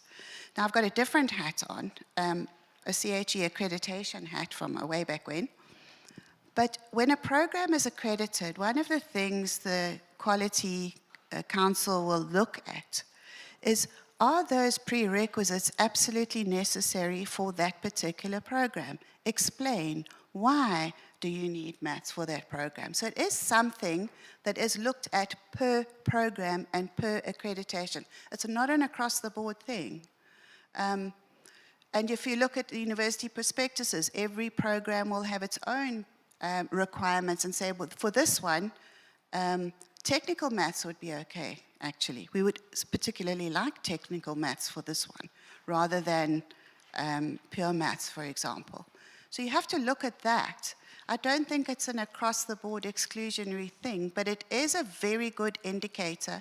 You were talking about the TIM studies, for instance, of the numeracy levels in the population that enable you to do more things than if you didn't have it. That's the question. It's an opener rather than a gatekeeper if you actually do it. Okay. I can't remember the first question, so you'll have to have that one.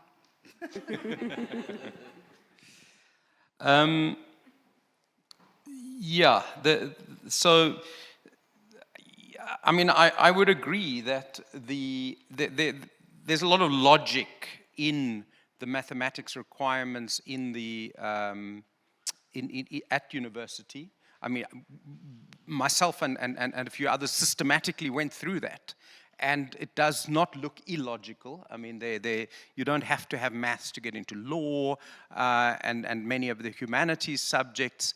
And where maths is required, it's because maths is inherently necessary. So, you know, I don't think that, you know, we're over-glorifying maths. Obviously, the debate over whether, you know, we are over-prioritizing STEM and marginalizing the arts is always going to be a debate. And it's a good debate. But what does, I think, seem striking is that information to young people on these subject-specific requirements is not readily available. That, I think, is something that maybe Yusuf could be looking at. I mean, if you are a young person or a school principal and you want to communicate these things to your students, there's no website where you can go and see these are the subject-specific requirements for all the programs and all the universities in South Africa. It doesn't exist. So I think that's something concrete that one could do in order to improve the situation and to underscore that it's not just about getting a bachelor's level pass. You know, it all depends on where you want to study and so on. Yeah, on the maths literacy story, I know most people will disagree with me because there's a wide perception that I think that if you just get students into maths in grade 10, which is where you start with the maths versus maths lit split, if you just get them into maths and you work hard enough, you can make it. But I think a lot of maths teachers will tell you that mathematics is something that accumulates skills over years. And if you're not ready in grade 10, you're not going to be successful in grade 12 either. So the level of enrollment in mathematics needs to align itself with how well the entire schooling system is dealing with mathematics. It's not as if we don't have enough students taking maths. I think the number is about 250,000. We're taking in fewer students than that into universities every year.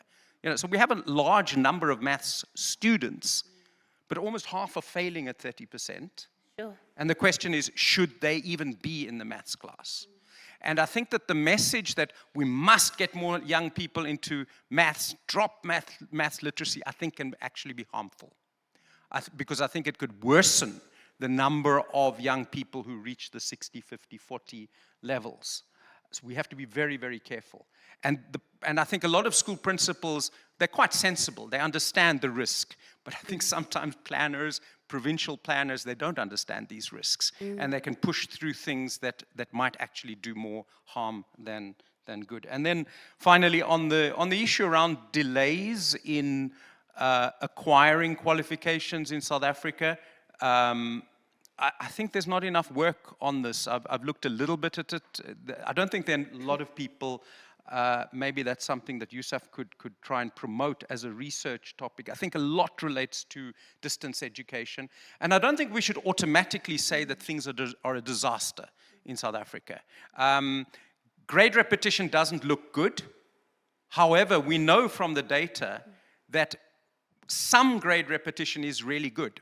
Limpopo has exceptionally high levels of repetition. They also produce exceptionally large numbers of black mathematics graduates with 60, all right? Because they persist. They keep kids in and they make them work properly. So it's not necessarily a bad thing that the student is now 1 or 2 years older. If they've got that 60, that opens a lot of doors.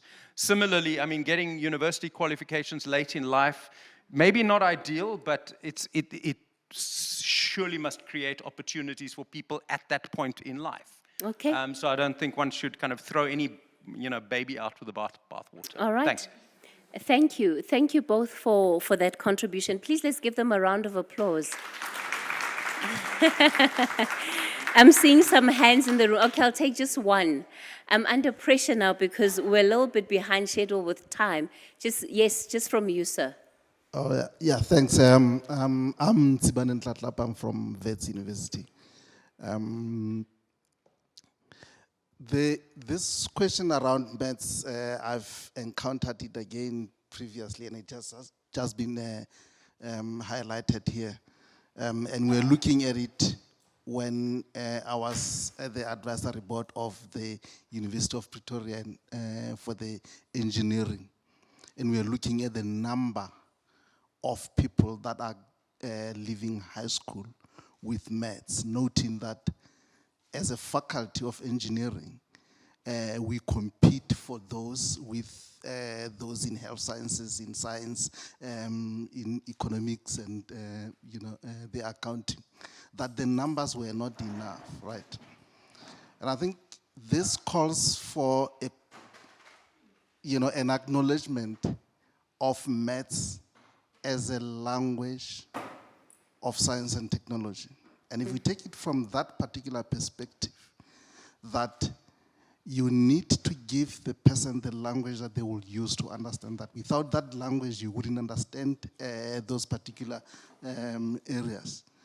And give people a chance to understand that. Because if the schools, and we have many schools that do not offer maths at all, it just means if you happen to live in that particular area as a child, you don't have a chance because you are not given an opportunity to do that. You might actually be good at it, but if you don't get an opportunity, we wouldn't even know that you are good at it. So we should look at that particular problem, making sure that we can actually have maths in almost all the schools. Like, Okay. The size of the class is a different issue, but opening it up for that. All right. Which then says these technology issues that a lot of companies are putting technology in school, putting a lot of gadgets, should perhaps be focusing on how technology could then assist in increasing that pass rate in mathematics, because that's what we need, as opposed to just throwing the gadgets at people.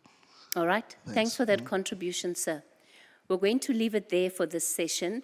Ladies and gentlemen, we're going to take a very short body break, 10 minutes, and then we're continuing with the rest of our program. We are just going to have some minor adjustments, but I promise that we'll try and get everybody out of here close to the time that we promised according to the program. So just a short body break, and then we'll continue with the rest of the sessions.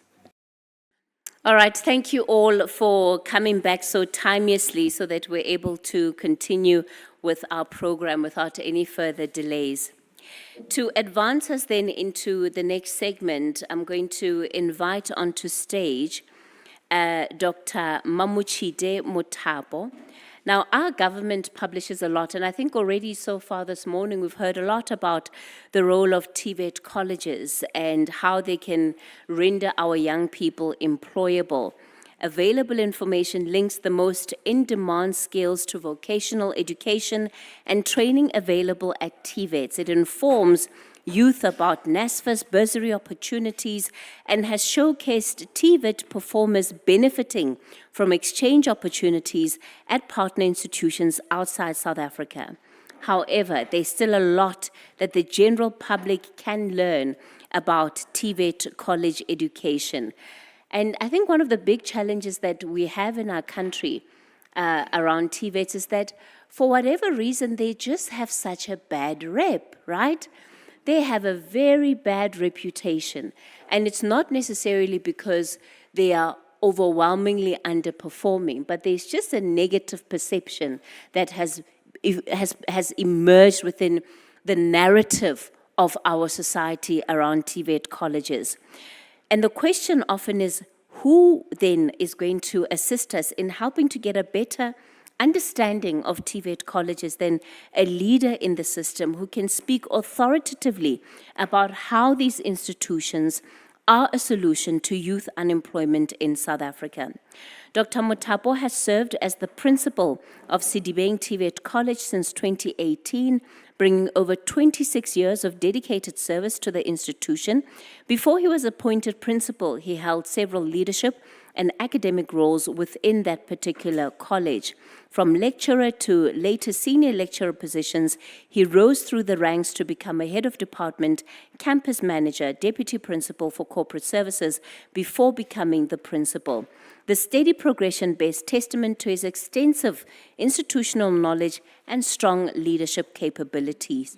He holds a Doctor of Philosophy and a Master of Education from the University of South Africa, a Master of Business Administration from Northwest University, a Bachelor of Education Honours degree, a Bachelor of Technology degree, a National Diploma in Technical Education from Tshwane University of Technology. I guess you've made learning your lifelong mission, Dr. Mutabo. I mean, I see you don't quite have enough qualifications yet. I feel you need to go for a bit more. And he's going to be coming on stage to speak to us about TVET colleges as a feasible and future-orientated post-school education and training pathway. Please help me give him a round of applause as he comes up.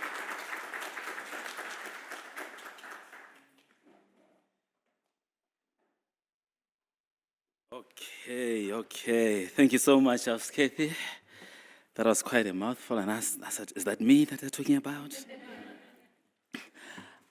Thank you so much, Program Director, for the time, and Dr. Matutu, thank you so much for the invitation. I must confess that I normally get a lot of invitations in January after the grade 12 results. Just this year, I've been to Lesedi FM, SABC 1, inviting me to come and talk about what we do at TVET colleges.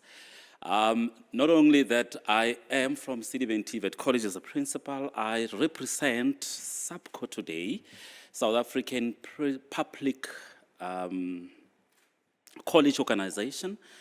We've got 50 colleges in South Africa, spread across the 9 provinces with multi-campuses across. Our offices are here in Centurion, so I'm the Secretary General. So if I'm not in the Val, I'm in Pretoria. And that is basically what we do. What an overwhelming presentations that we got in the morning. And I was saying to my colleagues, I'm not going to go into numbers. Because at the universities, they talk more about numbers. Yeah, so what are we doing as TVET colleges? We provide alternative and equitable post-school pathway. We offer practical skills-based training aligned to market industry. So at the college, we've got programs that are aligned to the needs of our industry. And colleges have got an opportunity to select and offer programs that are a demand within that particular space. Like, for an example, I'm from the Vaal Triangle in Vereeniging. We offer programs that are in line with the steel industry, rainwater, Eskom, because that is the industry that we find ourselves in. So that's what we do as colleges. We offer different types of qualifications that you may know, NATED, N4 to N6 in business studies and engineering studies. A requirement there is for learners to have grade 12. We also offer NCV level 2 to level 4. NCV level 2 is equivalent to grade 10. And then NCV level 4 is equivalent to grade 12. And I'm using the word equivalent because we produce artisans, we produce occupational qualifications that are not necessarily your high school qualifications. And now we are offering qualifications that are in the occupational programs. So we produce chefs, we produce hairdresser at the college, we produce plumbers. And I'm going to challenge you this morning. Ladies, when you go out to do your hair and your face and your nails, just ask 2 questions to that technician. Are they technicians? Yes. Ask 2 questions. Ask them where they come from and where they've learned their skill. Just 2. And it will help you make a decision. Because many of those, they will tell you that I have learned this by myself. Many of them, they will tell you that they are not from South Africa.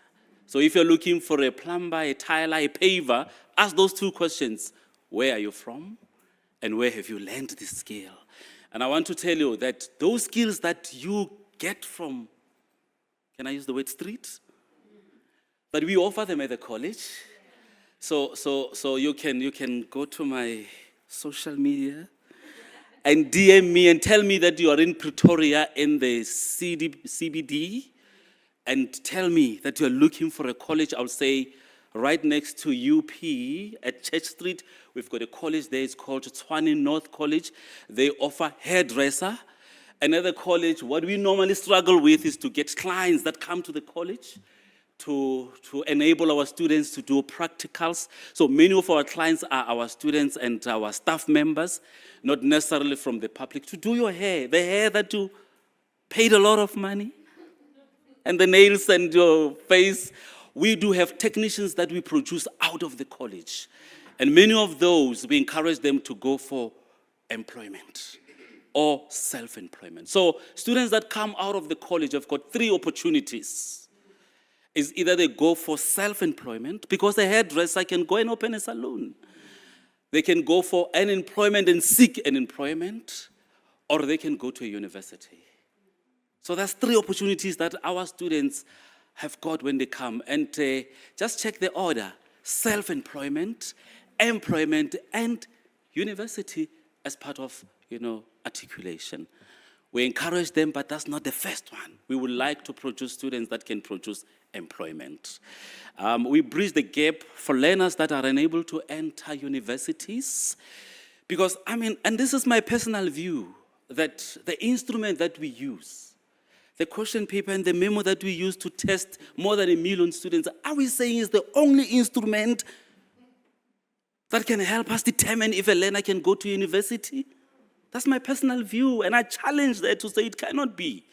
That we want to believe that is question paper, mathematics is the only question paper that we use as an instrument for a passport to university. I don't agree that it can be the only one. So we do have opportunity for students that couldn't make it at grade 12. In fact, in the NCV level 2 to level 4, we see many of our students that were told that they cannot make it at school. And when they come to us as the college to do this program, they are able to access job market. Enhance employability and entrepreneurship opportunities. I've already spoken about that. To say, When students come out of the college, we are saying, yes, go and look for employment. And we have seen a trend, a change, because students that come to us, when they leave college, they go to industry. And we always try to strike a balance between what the students are learning in class and what they are supposed to do at industry. We see companies that are coming to us. If you come to my college, I will tell you that we have got a partnership with Cummins and Komatsu. Cummins and Komatsu, it's the industry that produces earth-moving equipments. So next time when you see a TLB, we do have students at the college that are fixing engines that run a TLB. Imagine that. And this company came to the college and donated more than 10 million equipments to say, prepare these learners so that when they come to us, they've already have got an idea, a skill to excel in that so that we don't start from zero. And they recruited students not at an exit level, but at an entry level, so that during school holidays, they go and do practicals at Cummins and Komatsu. And they were also saying to us, the trucking industry in South Africa is overwhelming, and South Africa need more of the diesel mechanics. And there's a high shortage of diesel mechanics because there's more trucks on the road than what we produce at the college. Just last week, we launched a workshop that is sponsored 2 million equipment from Schneider Electric. This is to enable students to train on equipment that is already at industry. Just yesterday, a college in Dobsonville launched a 28 million hub for digital, for 4IR. Because what we need to do as a college is to say, we've got jobs that are currently now, and we've got jobs for the future. And how do we prepare ourselves for jobs that are future-related? At the college, we've got what you call skills in high demand. So when we offer programs and we enroll students, we expose them to what we call skills in high demand. Why? So that we don't produce for unemployment. If I tell you about our numbers, currently colleges, we're standing at about 550, somewhere there. And the target in 2030 is 2,500. We are not going to make that number. Because the shift that we have now is that, do we produce more graduates that are unemployed? Or do we produce graduates that can access the 3 opportunities that I've spoken about? And we don't even have number 4 of unemployment. So we are introducing new programs that are accredited by QCT, or they're called occupational programs. These programs, the success rate is about 99%. Many of our students that come to the college, especially in the NCV, success rate currently we are standing at 10%. It's not value for money, because it means 90% could make it. We spoke about dropout this morning. Our students are dropping out as well, isn't it? But why are our students dropping out? Is it because of their socioeconomic background that they're not able to come to the college? Because we've got systematic challenges of NSFAS that is starting to pay allowances only in March. When we start our academic year in January, we've got systematic problems that, my college is next to 2 universities, Vaal University of Technology and Northwest University. Our students are sharing accommodation, and NSFAS is paying more to university students as if they've got a better room than my students. And it's caused by us, because we need to challenge that. It's systematic, and that is where we find our students in. We want to respond to emerging job markets and new technologies. I've already spoken about the labs that we have at colleges. If you come to college, you're going to find 4IR laboratories where we produce a cyber, help me out here, cyber security technicians at the college. We offer programs in robotics, in mechatronics. So if you go to VW in PE or Fort here in Pretoria, you're going to find that they're using mechatronics. So we produce mechatronics technicians at the college so that they are aligned with technologies that is used. Support national development in industrial growth, foster partnership with industry. I've already spoke about work-integrated learning. The occupational programs that we're offering now, for an example, hairdresser, forces us to have a memorandum of understanding with the salons. So these students don't wait to exit the college to get into employment or workplace.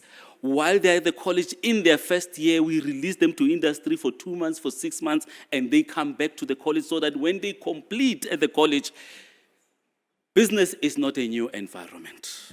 Unlike what is happening now, that you go to university, you go to a college, you do year 1, year 2, you graduate as a diploma in HR, and you have never been to an HR environment except at the university. So those qualifications do help us foster partnership with industry, promote innovative teaching and flexible teaching learning models. So we are also exposing our students to online teaching because we believe that teaching and learning cannot rest only in the classrooms and with a teacher.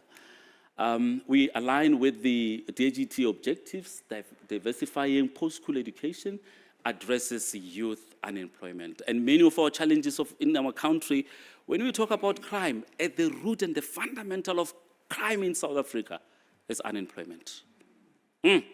Because international countries, they don't have a problem of youth unemployment, and you're going to find that their crime rate is very low. Contribute to South African economy, competitiveness, position college as a central education reform and access. I've already indicated that we do have 50 colleges with multi-campus, and these multi-campus are not only in towns, but are also in our township.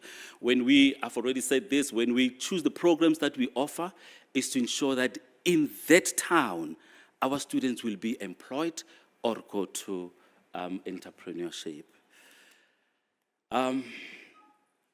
So like any other industry, we do have challenges. And I think the challenge of funding in South Africa will remain forever and ever.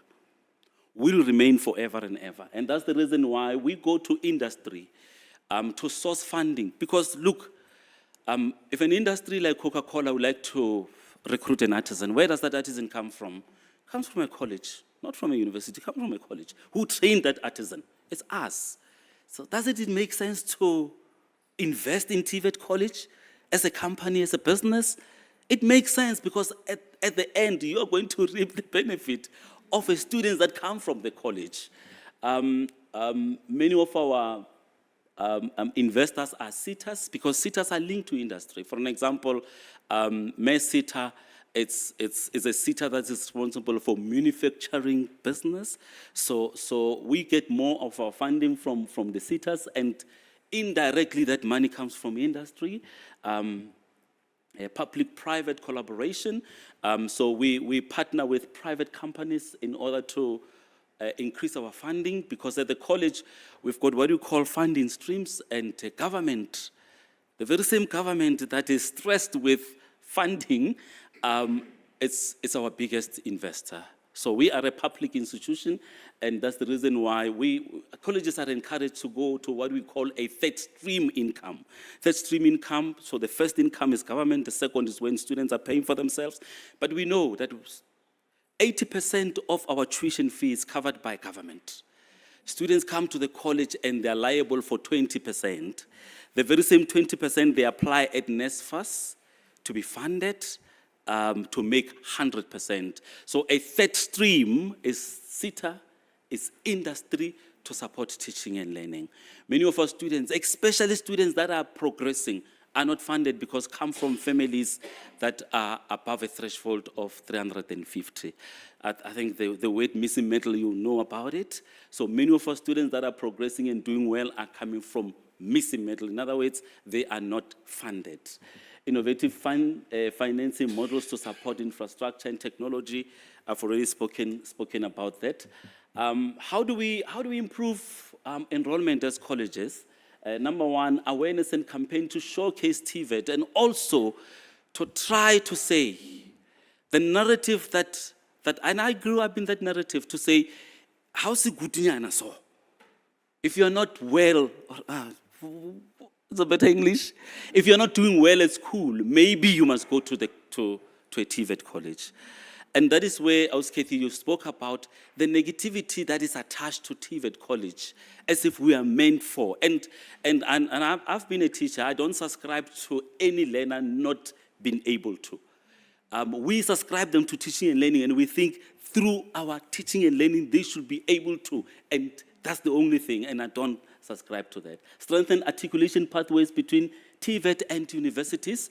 I've already said students that enroll for NATET N4 to N6 towards a diploma, either in electrical engineering, mechanical engineering, those students, even in business studies, find a difficulty to articulate to a university. Why are they finding it difficult to articulate to a university? Is because your minimum requirement as a university is grade 12 plus particular points. One of my students called me and say, the statement that I received at the college, at the bottom doesn't say, this learner qualify for a bachelor. Our results don't say that, because they are not meant for that. So we need to find a way in which ourselves and universities can come with an articulation and say, as the college, what is it that you do that your learners eventually come to university? Because NCV level 4 is equivalent to grade 12. Why will that learner go to a university, and when that learner has passed with 70, 80, and 90, and you still insist, I want to see bachelor. If I don't see bachelor, I cannot enroll you. Because that's the grade 12 what I was saying. So we need to strengthen articulation, especially that in some instances, we share a street. We share a street, like in Pretoria here, like I'm saying to you in the Vaal, my closest is Northwest University, Vaal Triangle Campus, and Vaal University of Technology.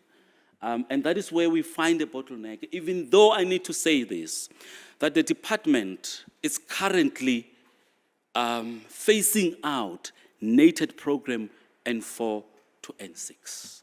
Why are they phased out? Number one is because those programs are not responsive. Responsive meaning that it's an old curriculum that is not aligned. So imagine if a student is still learning about a telegram. Okay, then I'm exposing myself now. My age. So the new programs are responsive in the sense that the syllabus on the curriculum is designed in such a way that it speaks to social media, e-filing, the now. So those programs are phased out, and those programs that we're going to offer, and we are starting to offer of occupational programs, don't necessarily produce students that should go to university. Because if you come out of the college and you are a plumber with a trade test, tell me, why do you want to go to the university? Because you don't need to go to the university. You already have what it takes to contribute to the economy of South Africa. That is what is important. That we should actually do away with the narrative that if you don't have a degree, you're not educated. And many of us, we do have degree because we were told that you can do anything that you want to do, but at least have a degree. I don't know for what. If you are a plumber with a trade test, hear me correctly. If you are a hairdresser and you've opened a salon and you've got clients, because those that come to the college, we don't only teach them how to do your hair, we teach them the business. Because if you don't have the business skill, you're going to sit in a taxi rank and do hair forever and ever, and that business will not change your life, will just sustain it. But if you've got a business, you're able to say, this is my start, but my end is to have a salon where? At the mall. Expand access to rural and under-deserving communities. The impact of occupational programs, I've already spoken about this. How the new programs will impact our learners, directly aligned to labor market demand and scarce skill, equip our learners with industry-recognized qualifications, so that when our learners come out of the college, which is currently happening, that I can tell you now, that when I spoke about N4 to N6, there's somebody, maybe not in this room, who doesn't know what I'm talking about. When I'm talking about NCV, NCV was introduced in 2007. 2007. And when our learners go to the varsity or to the job market, they're still asked, what is this? Enhance employability, entrepreneurship, and self-employment, support national objectives, curriculum delivery, curriculum must be responsive to the industry and 4IR. That is the new programs that are currently introduced, strengthen lecturer professional development. We have signed MOUs with many of our universities because at the college we've got facilitators, and majority of our facilitators, at least now we are improving. And we believe that it takes an artisan to produce an artisan. I mean, it takes a doctor to produce a doctor, eh? So it takes an artisan. So majority of our facilitators are artisans and lack methodology in presenting the content. So we have signed an MOU with many of our universities to improve teaching qualifications for our lecturers, improve curriculum governance to allow college-level flexibility.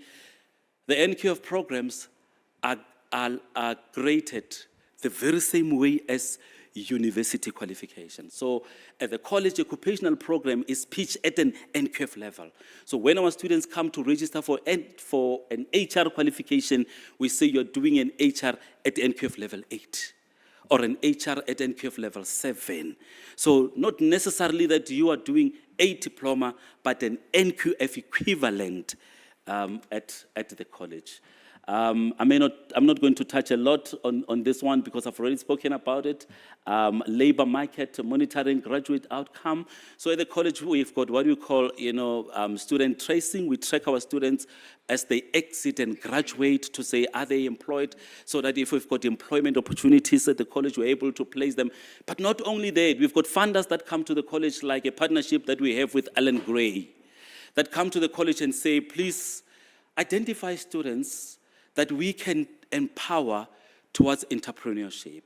So those students are invited to come and do presentations in relation to their business idea. These are graduates at the college, and their idea in business gets to be funded. They are assisted in opening a business. They are assisted in becoming an employer. So that's the opportunities that we provide at college, partner with universities, evidence-based investment decision, maximizing impact of limited funds. The capital investment that we have at the college is targeted to improve the workshops. The labs have already indicated the digital learning platform that has been unveiled yesterday as one of our examples. Leverage public-private funding and also capital combined with capacity building. Because also what is important is that at the college, we offer diesel mechanic, and we've got a facilitator that graduated, for an example, in 1990. That on its own is telling you that the current engine that is produced at industry now is not the engine that this facilitator has been exposed to. So we've got partnerships with industry to enable our students to align with the current technology. So our lecturers are continuously going to industry to learn on new technologies to empower our students. Why this makes sense to TVET orientation, our curriculum is moving to a direction of being responsive. So in other words, when a student comes out of the college, does not need to be retrained as if it's never been to the college. Spoke about occupational programs that are aligned to industry. This is a legislative framework. In conclusion, colleges are not just an alternative, are not just an opportunity where you have been rejected. Elsewhere, we are saying colleges are essential. That actually when a student finishes out of the college, there should be students that are saying, I don't want to go to university. I want to go to a college because of what we produce at the college. Provide a future-oriented education that is aligned to economic need, expand an investment in TVET college to ensure growth, inclusive growth. I think we're coming to the end. Thank you so much.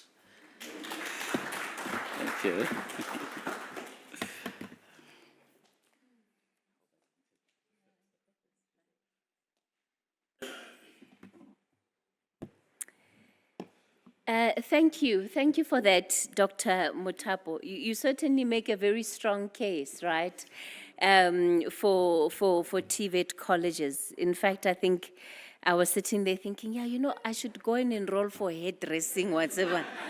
Maybe there's a business opportunity waiting for me. I've always loved doing hair, so I'm like, I might be sleeping on myself, yeah. We're going to, ladies and gentlemen, we are going to have a discussion at the end of this segment. So whatever questions you may have or reflections that relate to Dr. Mutapa, I'm going to ask you to please hang on to them for now. There will be an opportunity to get into them in a short while. Let me invite onto stage, representing the private higher education providers, is Dr. Karen Scholz-Urban. She's a member of the Board of South African Private Higher Education, SAFE, who's also the chairperson, who's also the chief operations officer, rather, at the Inscape Education Group, responsible for the implementation of strategy, governance oversight, the quality of teaching and learning, as well as operational and people management at all Inscape campuses.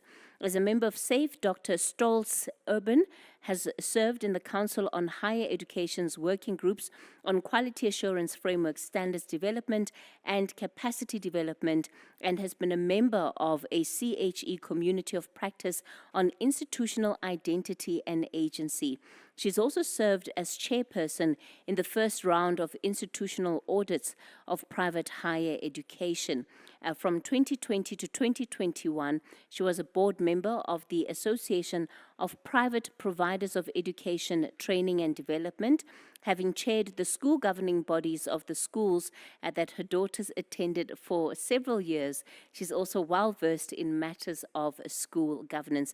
She has over 20 years' experience in the South African education and training sector, the last 10 of which were in higher education, and these include heading up education and training for sub-Saharan African region under an international professional body, and 7 years serving as deputy director in the Executive Office of the South African Qualifications Authority. So she's going to be speaking to us about private higher education provision as a viable post-school study pathway. Today, I think it's a competition, and it's a strength of the different entities within higher education, but the spirit of collaboration and not competition, right? All right, let's give Dr. Stolz-Urban a warm round of applause, please. Thank you so much. It is very hard to go after Dr. George because he really speaks like a motivational speaker. So I feel the pressure is on. And also following very clever people who had lots of graphs and stats. I'm really not a numbers person, so I was very grateful that I don't have to do that. And I, as I was preparing for this, I was talking to one of my daughters now. Denise knows whenever I'm invited to speak about higher education and private higher education specifically, I will always tell you first that I am a mother of twins, of which one recently graduated at a private institution and the other one recently graduated at a public institution. So I think I'm well placed in my own household to, to bridge that divide, if we have a divide still. But as I was talking to my daughter about preparing, she actually said, "But you've been preparing for this all your life, haven't you?" She's like, "Yes, that's true." So, I was thinking about my career, and Denise also referred to the early days of democracy. And those were the 7 years that I spent at SAQA's, very, very long time ago now. But we were enthusiastic about our country, about our higher education system, about our whole education and training system. We had hopes and dreams at that time about how it can be, and we reimagined the system that would be the answer to a lot of problems in our country. And I think it is the late Professor Lolwana who said the system was wrestling with the shadows of apartheid still, and, such a deeply divided system. And the very first legislation that was passed as education legislation under the democratic government of South Africa in 1995, I don't know if you know that, was the SAQA Act. The SAQA Act had a very ambitious preamble. And when that act was reviewed in 2009 and it became the NQF Act, the preamble stayed. And that became the song of our people at SAQA. And I just want to read you a little bit of this. The preamble in the NQF Act still today says we're working towards a single integrated national framework. One single integrated national qualifications framework. We're talking NQF levels here. It's that framework so that we can all pitch ourselves against where does this qualification sit, where does it fit in. There's a framework and we can understand it, right? We can talk to each other, it becomes a language. And the most important of the aspirations, the access, mobility, and progression. And we used to sing that song, access, mobility, and progression, viva. You know, this is what we're working towards. I wonder how far we've come. It was also about enhancing quality and then accelerating redress of past unfair discrimination. And lastly, to contribute to the full personal development of each learner. So we stand here today and we look at those noble aspirations of the NQF Act, first the SAQA Act and now the NQF Act. I still want to talk about one integrated national qualifications framework and one integrated post-school system as all the colors of the rainbow, green papers and white papers and red papers and all sorts of papers talk about, right? They talk about one post-school system that is integrated. And I think that implies that there is credit accumulation and transfer. Access, mobility, and progression means that I should be moving fluently between George's world and Denise's world and Karen's world. Fluently. I should be able to pick up my little load of qualifications or learning and move to the next spot fluently. I should be able to climb a ladder. I should be able to move vertically. I should be able to move diagonally. Now my words doesn't come out. So I think that is the dream.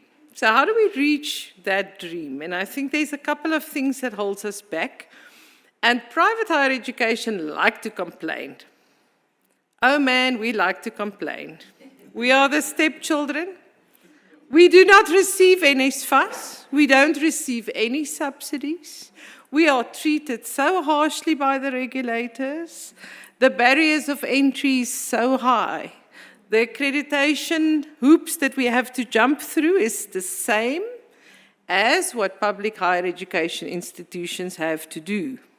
So that means that in terms of quality standards, we have to meet the same standards. Yet we don't get to name ourselves universities. Makes us very angry and very sad at some times, and we like to complain. So if you find a bunch of private higher education people together, you are bound to hear some complaints. I don't want to go there today. I think I want to talk hope and joy and what we can do together to build this one system for our children. And again, let me talk about the twins, you know, the one sitting in private higher education, the other sitting in public higher education. So interesting that when my child decided, and she studied with us at the Inscape Education Group as she became a graphic designer, and when she decided she's going to study design, people in her school environment made comments like, "Oh, but you are clever. Why are you doing that? Why don't you go to university?" She had 4 distinctions. She had a 60% in maths.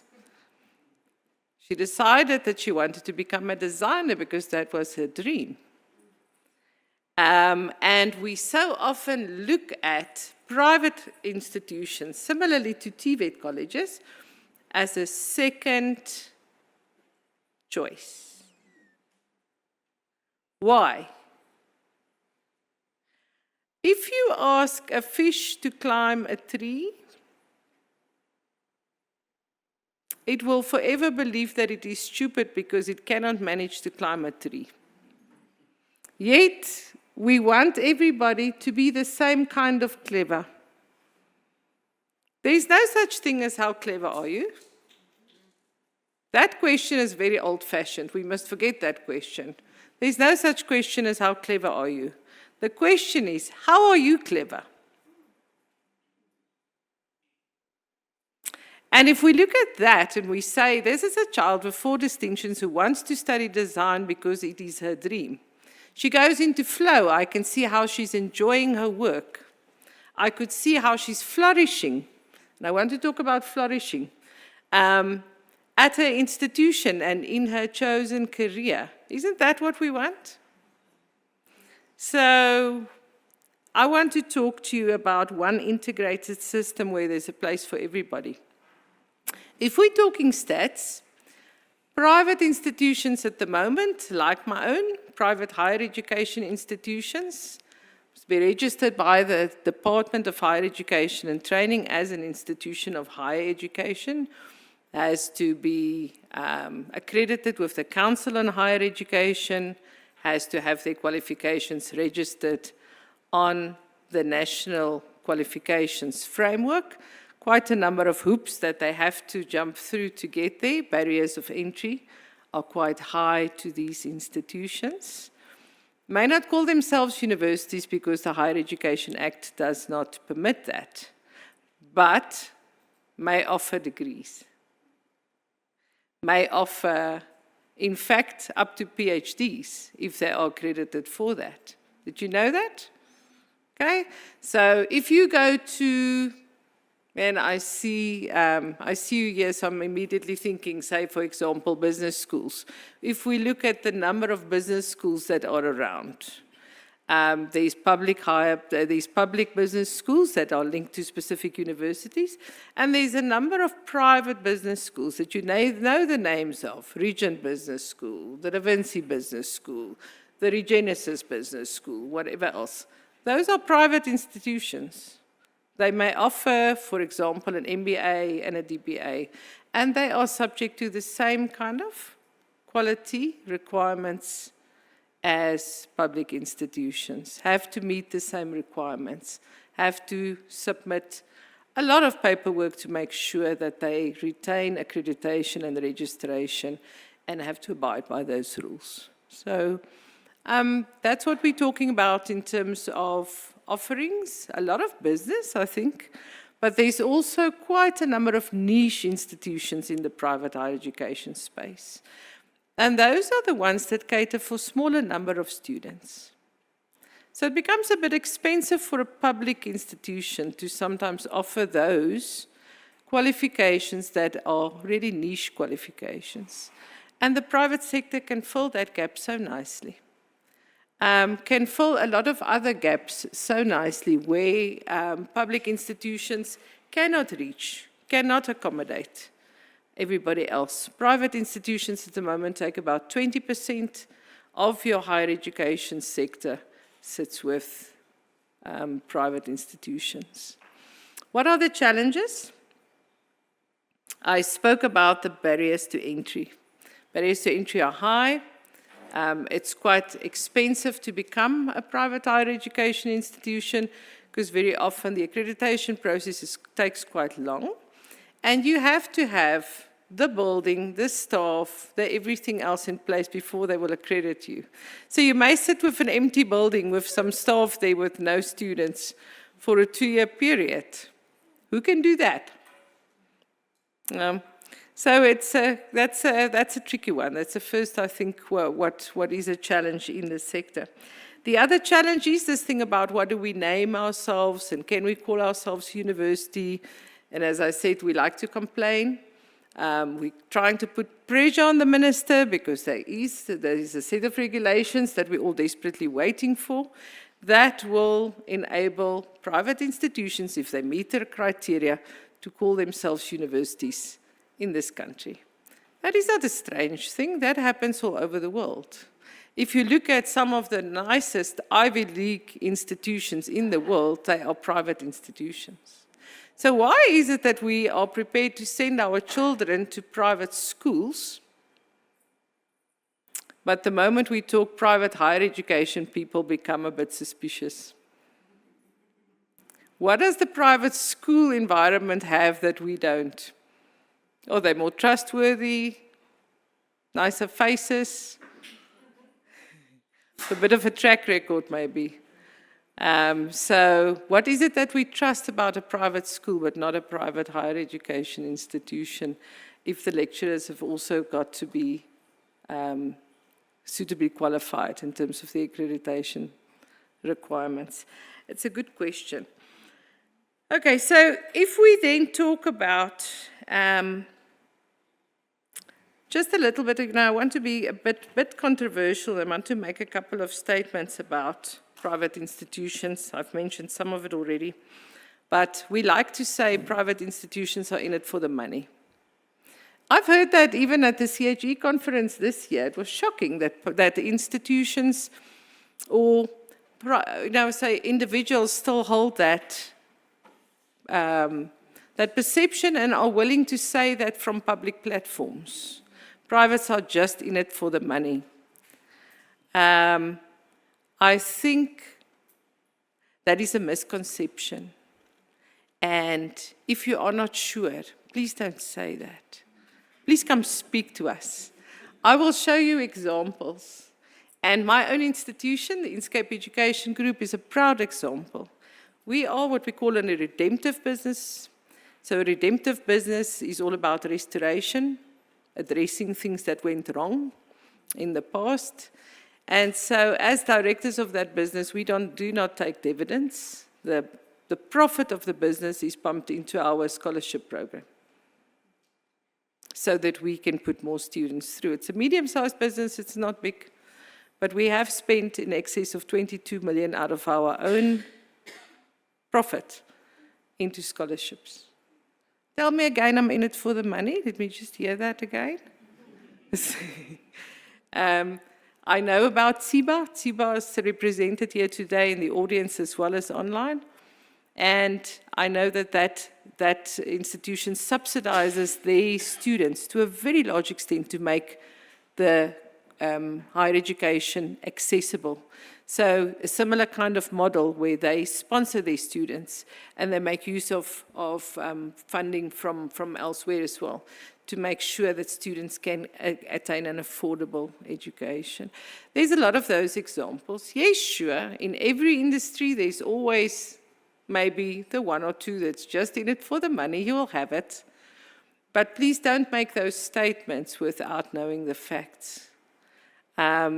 We don't want that bad name for the work that we are doing and the good work that we are doing in this sector. And I think there's enough students for all of us. I think we've concluded that, isn't that, this morning? There's definitely enough students for all of us. We don't have to fight about students. So, in fact, there's a little bit more than what we can handle altogether. So I don't think we have to make derogatory statements about anybody, in as much as I will never say anything ugly about the public institutions that serve our country so well. Yeah. Right, then I think the idea that quality is substandard, as I said, well then, you know, we have to have a discussion about this with our Council on Higher Education. If that is still the perception, because what are they doing then if they're not quality assuring? And I can assure you they are quality assuring, and they are working very hard at making sure that our institutions are institutions that we can be proud of.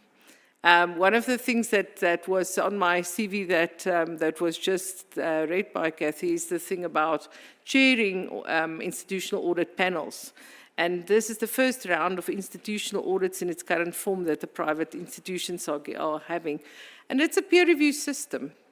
And we're hard on each other because we want to drive quality. We are committed to having excellent quality in our institutions. This is our system, our one integrated post-school system for our children, that our children also attend.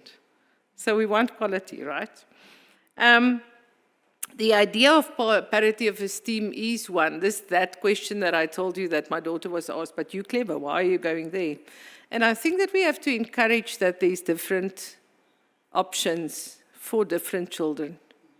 And that one child may want to be a plumber one day.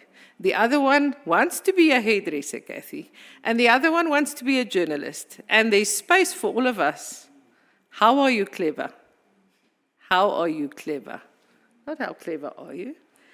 Okay, so then I have a couple of what I think are solutions, and just a little bit about why I think we can work together and how we can actually address some of the things. I think the private institutions started quite small. It wasn't a thing before democracy, and then there was a time when everybody entered the country and just wanted to make a quick buck, a lot of fly-by-nights, as we called them back then, that gave us all a bad name. But since we are very highly regulated, maybe even a little bit over-regulated at this point, I can tell you that I think we are, if an institution has a good name, they've really earned that good name. Private institutions have more than doubled between 2011 and 2021. That does not talk to fly-by-night growth. That talks about sustainable growth. And it talks about demand-led growth. So we can only take as many students as those who apply to study with us, right?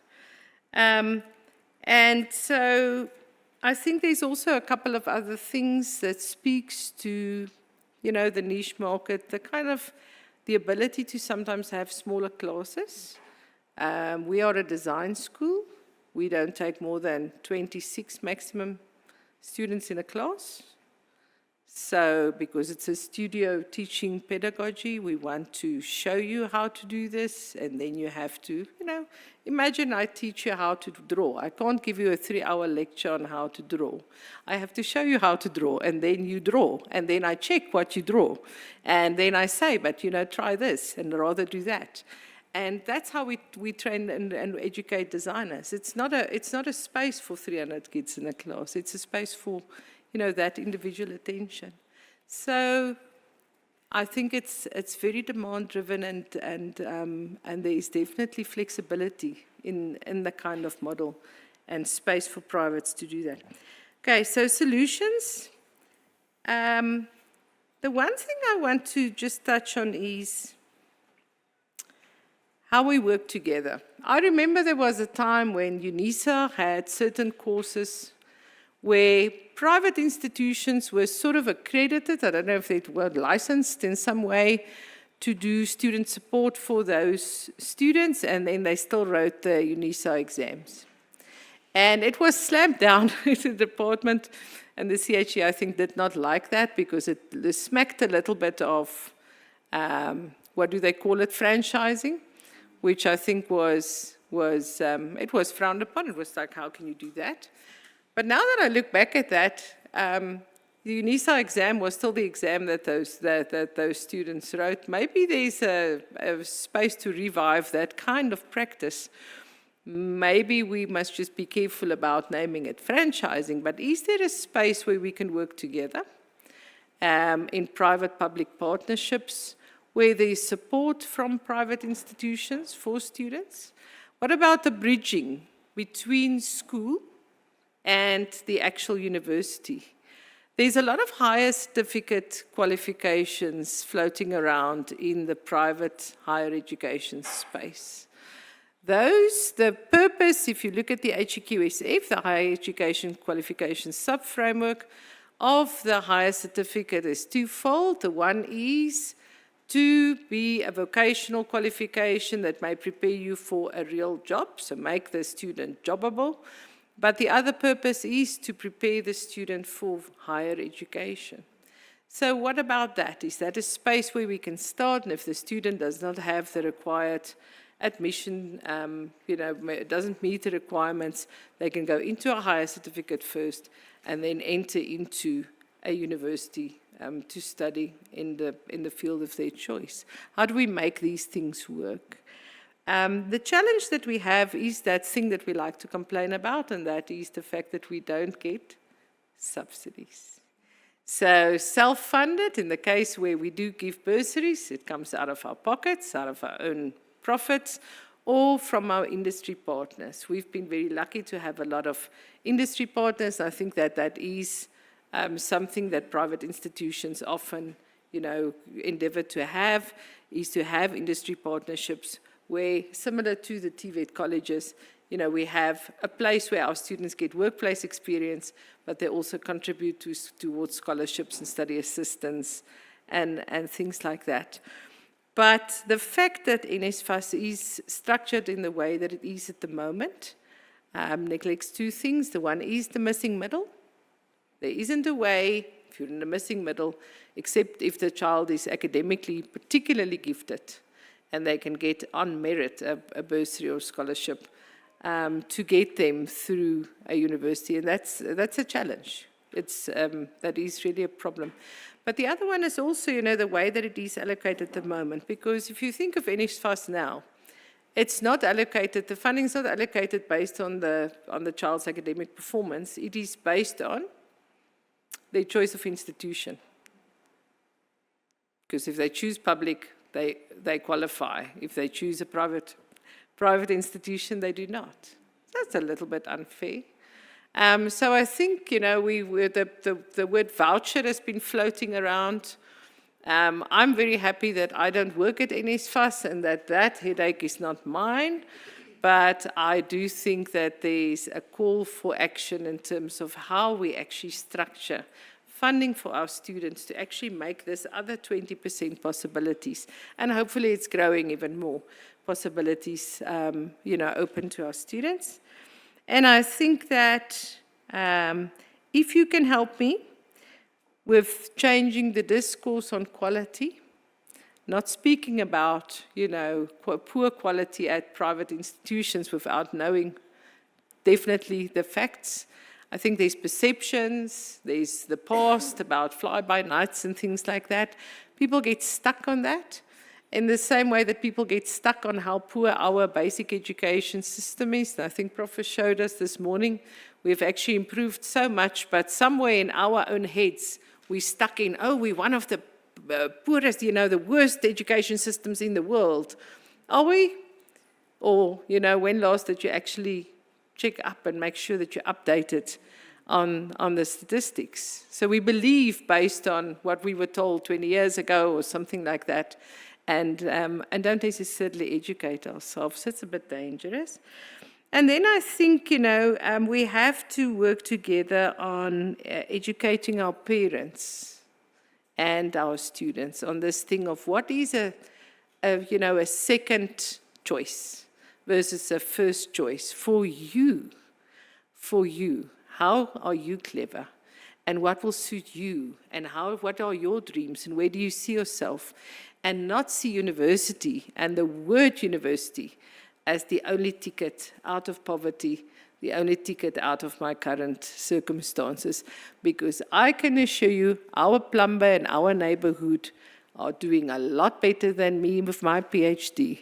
And so I think there's opportunities for business people, there's opportunities for artisans, there's opportunities for artists. But we don't want to necessarily see that because we grew up in a society where there's doctors and lawyers and engineers, and that's it. We have at my institution a degree in ideation, and I can tell you the pain that I have explaining to parents what is a degree in ideation, what is this thing, and will my child get a job? But it is a future skill, and it's an amazing future skill. It's just, if the parent doesn't understand it, they're not willing to part with their money because this is what is this thing? Can you imagine 10 years ago, there wasn't such a thing as a social media manager? 20 years ago, we didn't know that thing. What? You're playing on Facebook all day long and you get paid for that? So I think we must open our minds, but we also have to educate our parents about the possibilities. And then I think the last thing, I want to call on the minister, because we're waiting for these regulations about the institutional types with bated breath. And I think if we can say, please, just make a decision. Let us have those regulations so we have policy clarity. I think that's going to help us to position ourselves and, you know, to work towards a better future. And I just want to bring us back to the NQF principles.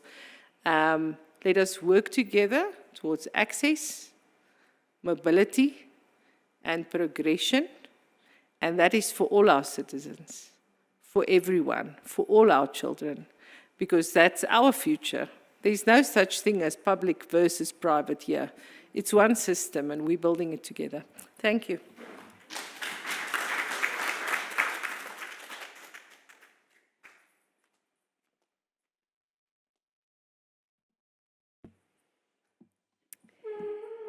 Thank you. Thank you so much for that, Karen. We really, really appreciate it. Our final speaker in terms of contributions to the sessions that have been set out for this morning is Professor Andre Roux. Professor Andre Roux is an Associate Professor Emeritus and Principal Lecturer in Economics at the Stellenbosch Business School, where he also serves as Program Head for the Postgraduate Diploma in Futures Studies. He holds a PhD in Economics and has expertise in Economics and Future Studies. As a seasoned academic and public speaker, Professor Roux has worked with over 100 corporate and government clients, delivering more than 300 presentations and scenario planning exercises both locally and internationally. He's the author of the long-standing publication Everyone's Guide to the South African Economy, and has published extensively in peer-reviewed journals and over 130 popular publications.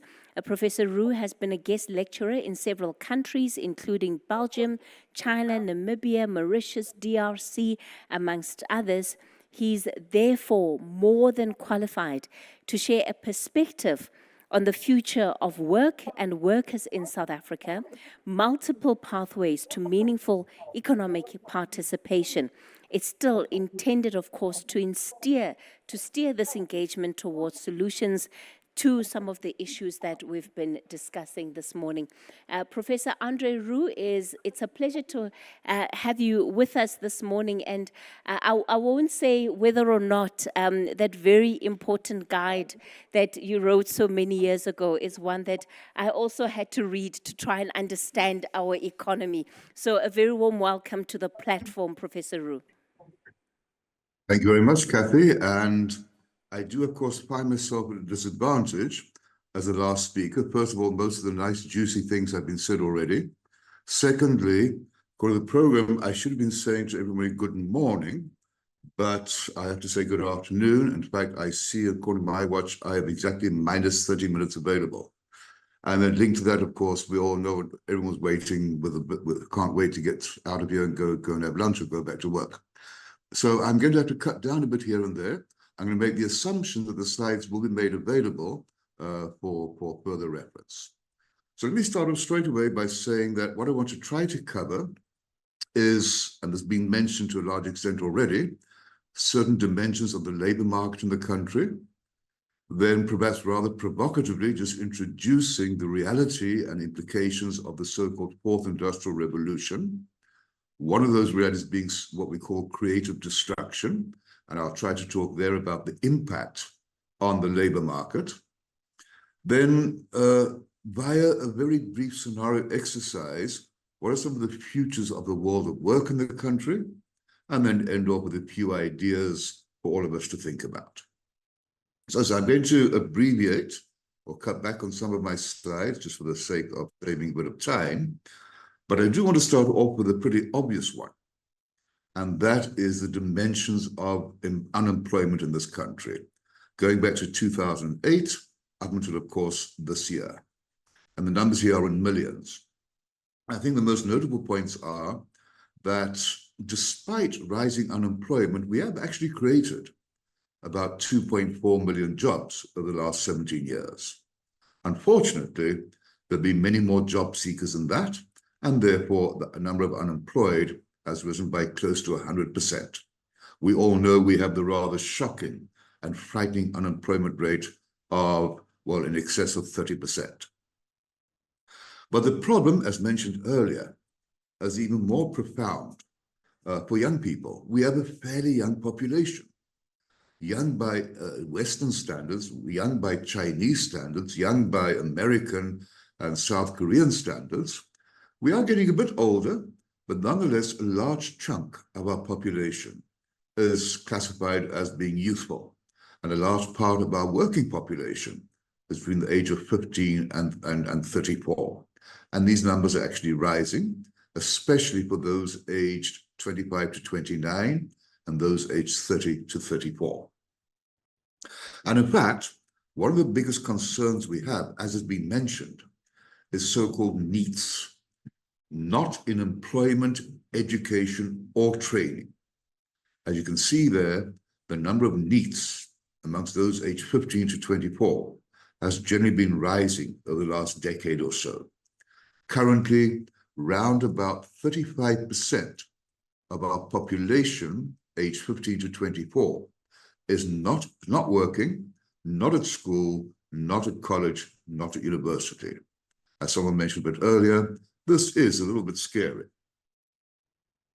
I think we also know that one of the underlying reasons for unemployment has to do with the way in which the structure of our economy has changed over the last few decades. Many people think this might still be the case. There was a time when our so-called primary sector, that's essentially mining and agriculture, was a very big part of our economy and also employed many people, even people with very limited education. But those times have changed. Mining and agriculture is now barely 10% of the economy. It's no longer a huge employer of thousands and thousands and hundreds of thousands of job seekers. The tertiary sector, the one at the top, which is services, is now close to 70% of our economy. And so not surprisingly, that is where most jobs are potentially available.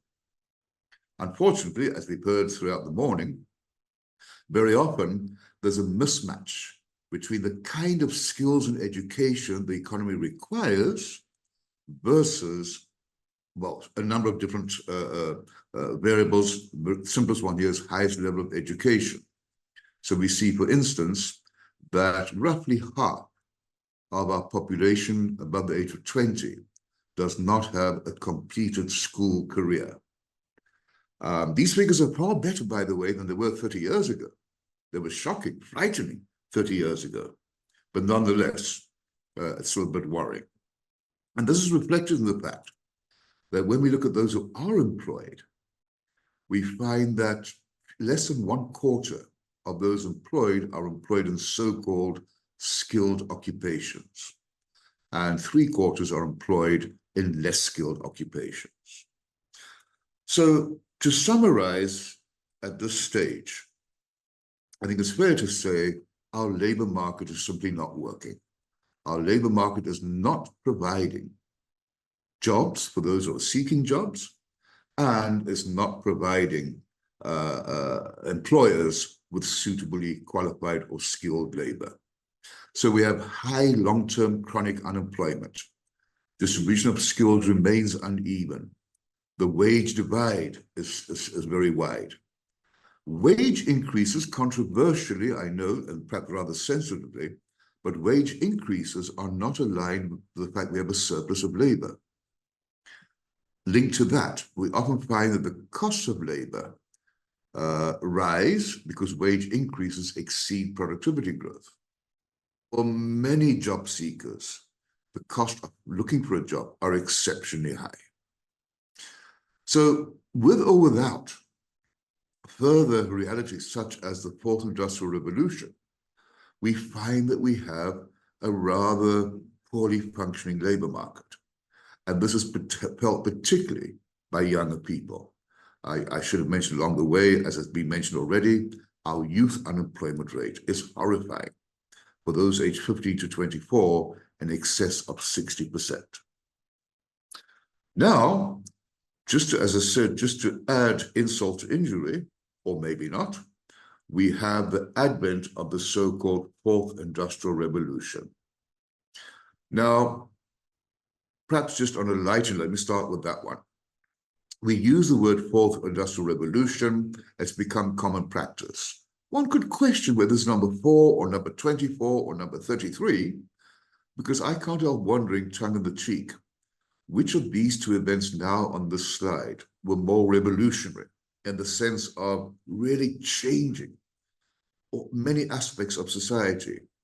So a bit of a play on words, Gutenberg versus Zuckerberg. So the printing press versus Facebook. You know, there's such a big hullabaloo about things such as Facebook and other aspects of social media. I'm sure in the context of a few hundred years ago, the printing press was probably in many ways far more revolutionary.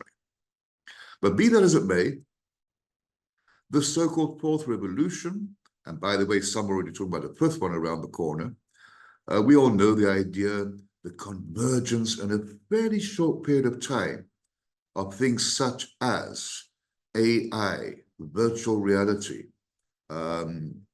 big data, cloud computing, 3D printing, more and more interaction between humans and machines, driven by these technologies. I've just mentioned many of them: Internet of Things, robotics, biotech, nanotech, quantum computing, blockchain, and raising all kinds of potential concerns, in some cases, potential excitement about what's about going forward. One of the concerns revolves around the idea of creative destruction, a term used many decades ago for the first time by a fairly well-known economist called Joseph Schumpeter. But essentially, put very simply, it says that new technology or new revolutions in our case create new products, create new jobs, and create new production processes. But at the same time, they do the opposite. They destroy existing markets. Think about those of you can recall typewriters. Who's ever seen a typewriter in these modern days? Destroy existing jobs and destroy existing production processes. So it's out with the old, in with the new. Now, I don't want to bore you with a whole pack of slides here. I just want to share with you the following. A few years ago, the institute to which I'm attached, Futures Research, did some work for NEDLAC. And just one or two points that we made here on this particular note of the fourth IR, creative destruction. Going forward, in all sectors of the economy, we're going to see this being manifested. So for instance, in the agricultural sector, decreasing roles, not disappearing, but decreasing roles for, you can read yourselves there, pesticide handlers, general farm workers, inspectors, cooling equipment operators. So out with the old, but increasing roles for quite a lengthy list of new functions: drone operators, agricultural economists, agronomists, animal bioscientists, precision agricultural technologists. And so we can see the same for a whole range of sectors. Agri-processing, let's skip that and move on to mining industry. So as the years go by, less and less of a role for, I would almost say, traditional functions: rock splitters, truck and ship loaders, tool and die makers, but increasing role for, take your pick here, underground drone operators, specialists in the remining of waste dumps, collaborators, data analysts.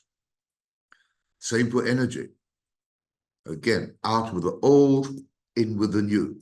And I want to stress decreasing roles, not disappearing roles necessarily, but decreasing roles.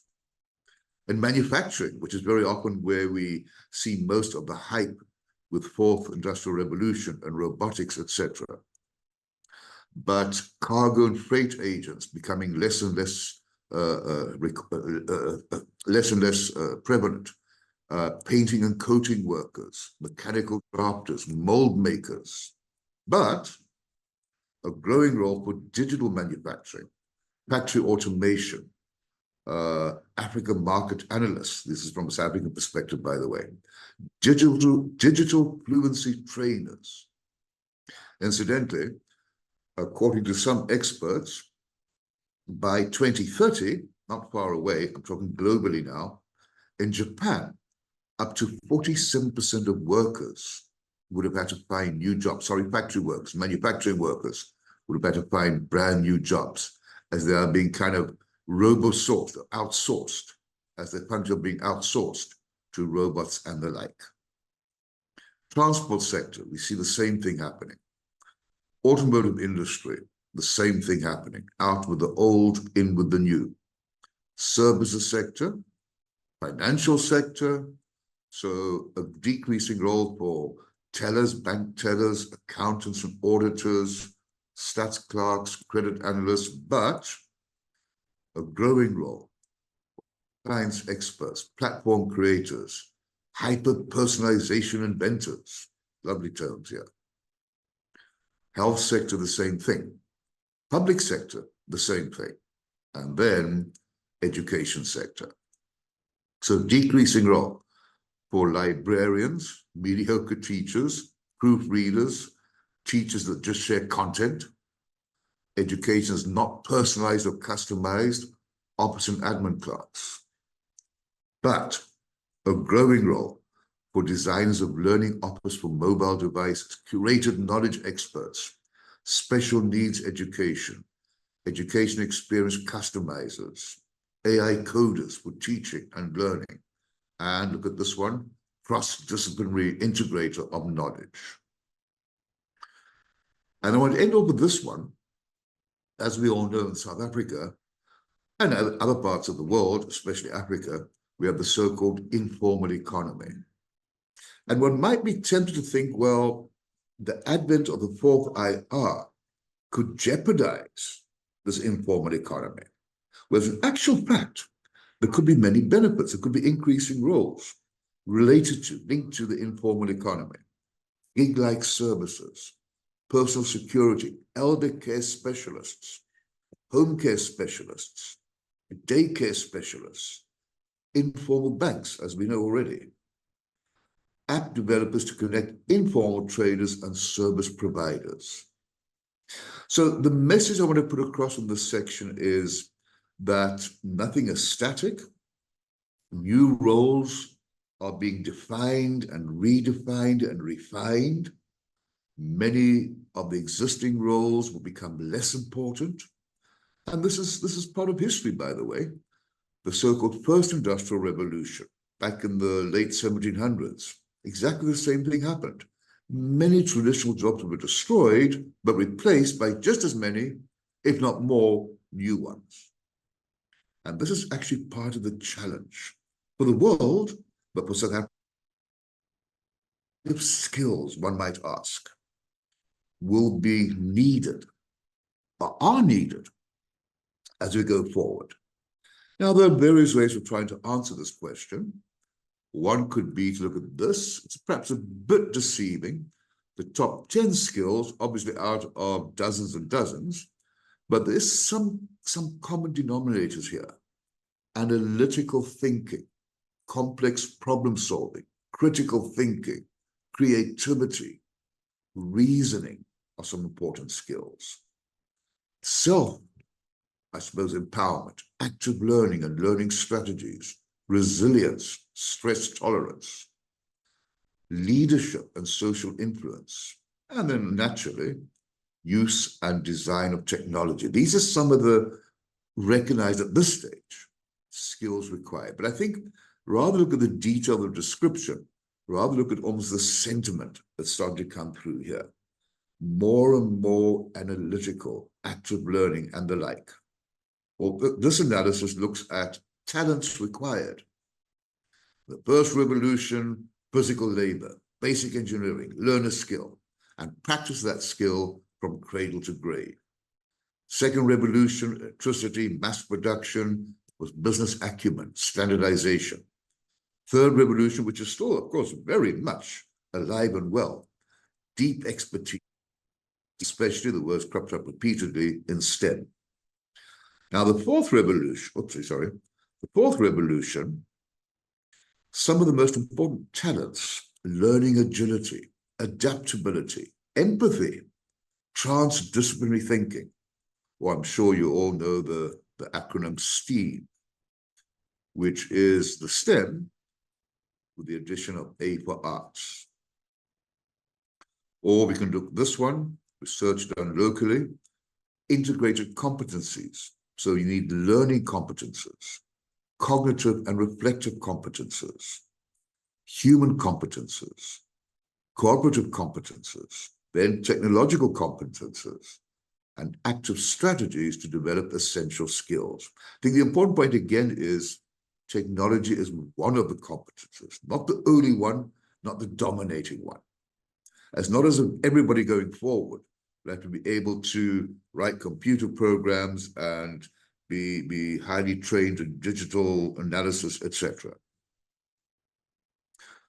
So from all of this, I'm going to move on to another exercise we did, this time for, still the NEDLAC exercise, where we came up, I won't bore you all the gory detail, with a set of scenarios for the world of work going forward.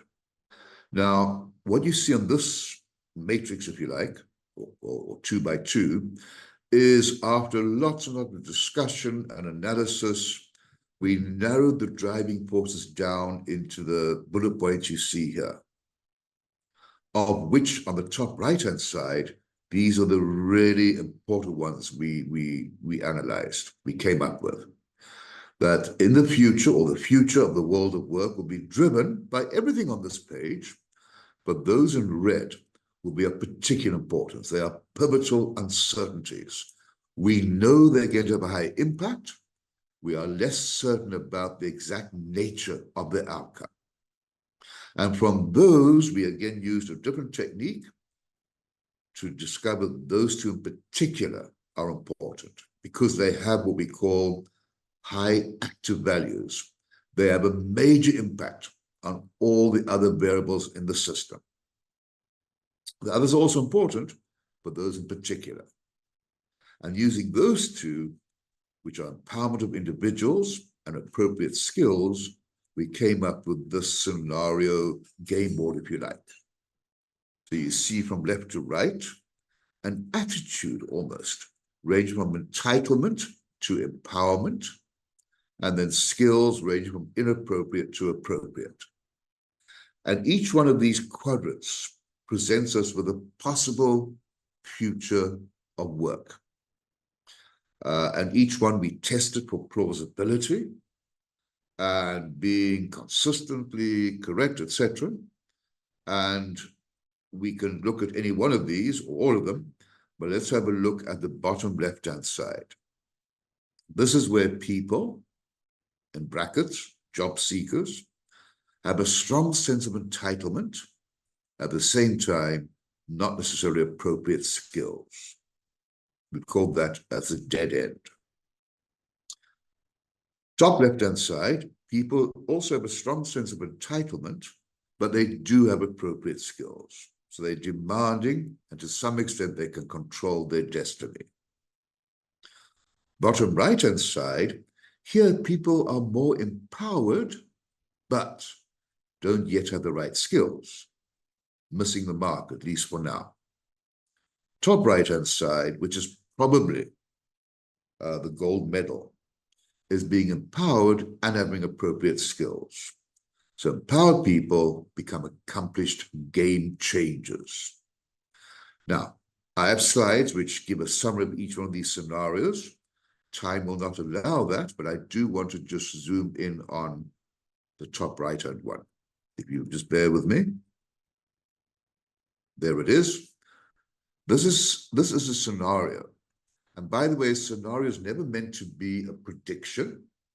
It's just meant to be a possible, plausible picture of the future. So here we have people continuously attaining appropriate skills. Everyone's working together efficiently. So government, in this scenario, ensures that people policies enable skills development and lifelong learning. Business encourages and supports lifelong learning. Labor works with all the rest to ensure a fair and just environment.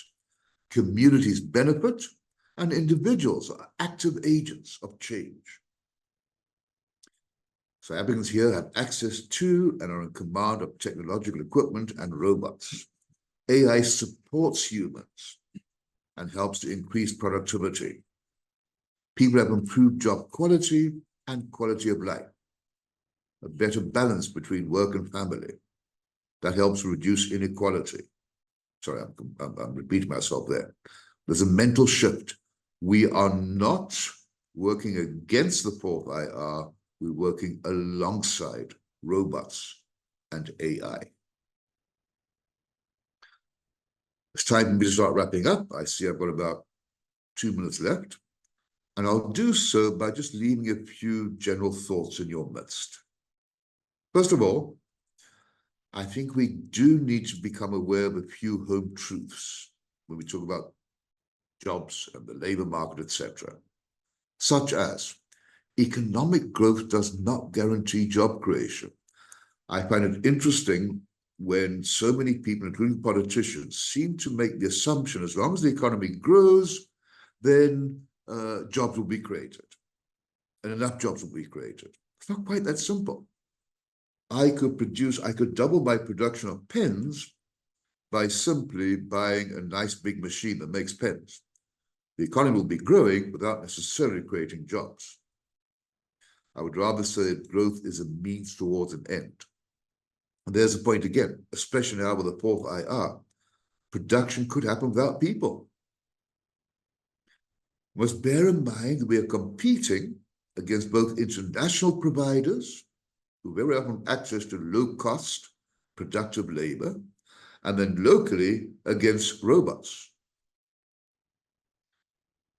But we must not steer ourselves towards a situation that pegs people against robots, but rather one that works towards people working with the new technologies. We have a potential demographic dividend in this country. We have a situation where the population of working age is bigger than the rest of the population. And in other countries, historically, that kind of demographic composition has led to all kinds of good things happening. But one of the most important, I suppose, preconditions to enjoy demographic dividend is, of course, that those people of working age are able to find employment, and that implies having the right kind of skills and education. So we have a once-in-a-lifetime opportunity about to open up.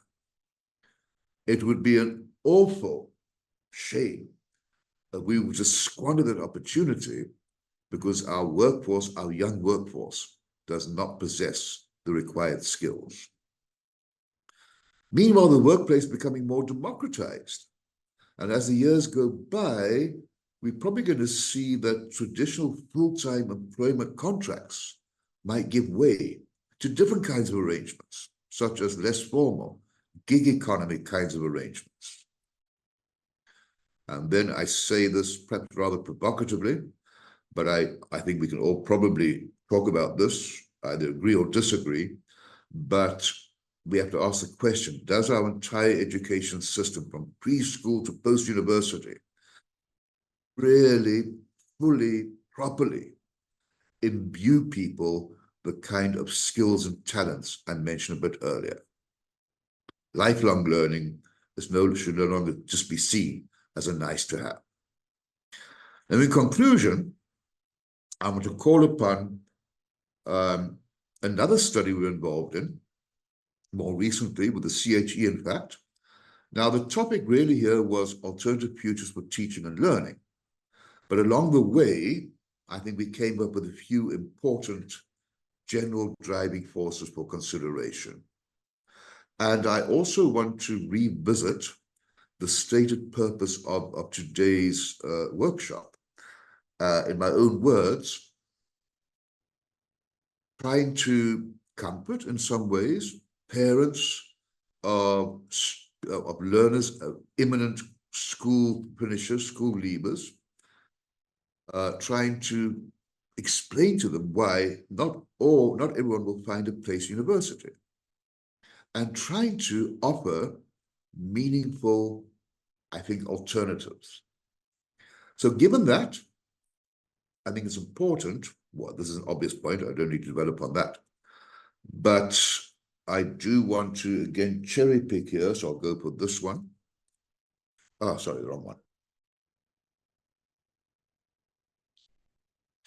And that is, we need to, I believe, in the very short term, as it's been alluded to repeatedly, kind of change the narrative. So the current narrative runs more or less as follows. If a young person does not go to university, well, then he or she will not be acquiring the Holy Grail, because we believe, society has led us to believe that university is, as someone said earlier, the ticket to success. I said we need to amend that narrative, and say, well, yes, it certainly is for many people, but it's not the only ticket to success. The narrative, the litany, has to consider alternative avenues for those young people finishing school. The points we made repeatedly. To me, it's about appropriate skills. And not only that, as I mentioned earlier, we need to consider the fact that students' needs are changing. They want more personalized, student-centric experiences. Then linked to that, has been alluded to, the prevalence and popularity of non-credit bearing learning and teaching, MOOCs as a well-known example, LinkedIn courses.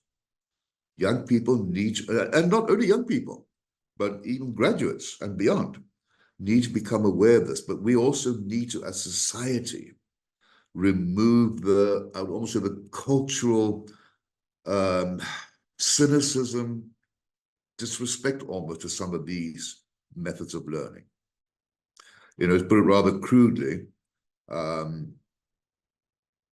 I'll give you an example. A few years ago, a colleague of mine told me, well, her son had just finished matric, got a good matric, qualified for university, but he wants to become a plumber, she said. So please, would I not have a word with him and convince him of the ills of his ways? I said, I'll certainly have a conversation with him, but I will convince him to become a plumber. We desperately need, as we all know, plumbers. I will also probably kind of convince him to do some course in management so as to become self-employed. At which point, she said, in that case, don't speak to him. But I think we need to. And the problem is that so many parents believe that becoming a plumber or an electrician, whatever the case may be, is kind of second rate, third rate. And not for my child. I want my child to become, as someone said earlier, a doctor, lawyer, etc. We need to change that. It's horses for courses. As been mentioned already, the role of private providers needs to be emphasized, I believe. And so the list goes on. But I think the important point, if I may conclude, is that obviously the world of work is constantly changing, evolving. At the same time, our universities, as we know them, let's call them public universities, simply don't have enough vacancies. The demand for places exceeds the supply. But we need to be able to say with authority and conviction that university is not the panacea for every single school leaver. There are many good and in many ways even more, I suppose, valid alternatives depending on the profession the young people wish to pursue. Right, I know I've exceeded my time. We've all exceeded our time. So I think I'll stop talking there and stop sharing as well. I'll do that. And that means I've just finished. Thank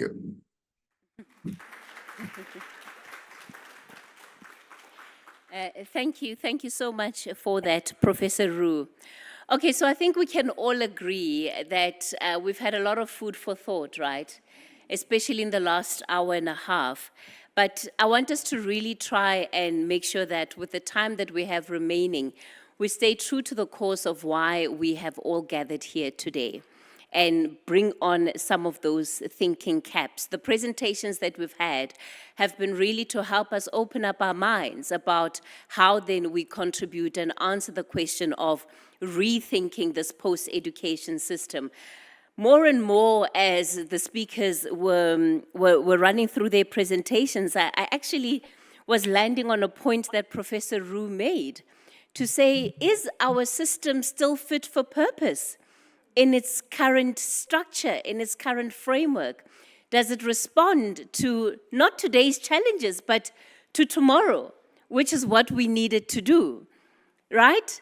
Because we can't be solving for today if the future that we're building towards is going to be so vastly different to anything that we're experiencing today. And I wonder how much of that also needs to be feeding into our conversation. I'm going to begin this time with taking the questions and reflections in the room for our panelists before I take some of the questions that have been posted online. Of course, we do have our microphone that's roving around in the room. I'm going to ask you just to raise your hand. Please, let's try and keep, if it's not a question and it's a comment, please try and keep it as brief as possible. And remember that we have to come to the problem statement. How do we rethink the post-school pathway for youth employability in South Africa? That is our question that we're dealing with for today. So all of the comments and questions that I'm going to take must please speak to that. And remember, we said that we want to walk out of here with a clear set of recommendations. And a big thank you to all of our panelists, because all of you, towards the end of your slides, really made clear recommendations for where you believe part of this conversation can be going and where some of the bottlenecks might be. Let me start here in the front. Yes, sir. If we can get a microphone to you, and you can just give us your name, your surname, and the organization you're representing, please. Thanks, Kathy. I'm Sanele Kamete from the University of Johannesburg, but in my spare time, I run the hashtag #MatriculAsBlali campaign, which is an anti-suicide campaign for post-matriculants or matriculants when they receive their results, which is some of the reason why I came to this, because we do have stressed matriculants who, one, failed, number two, who are not getting into university.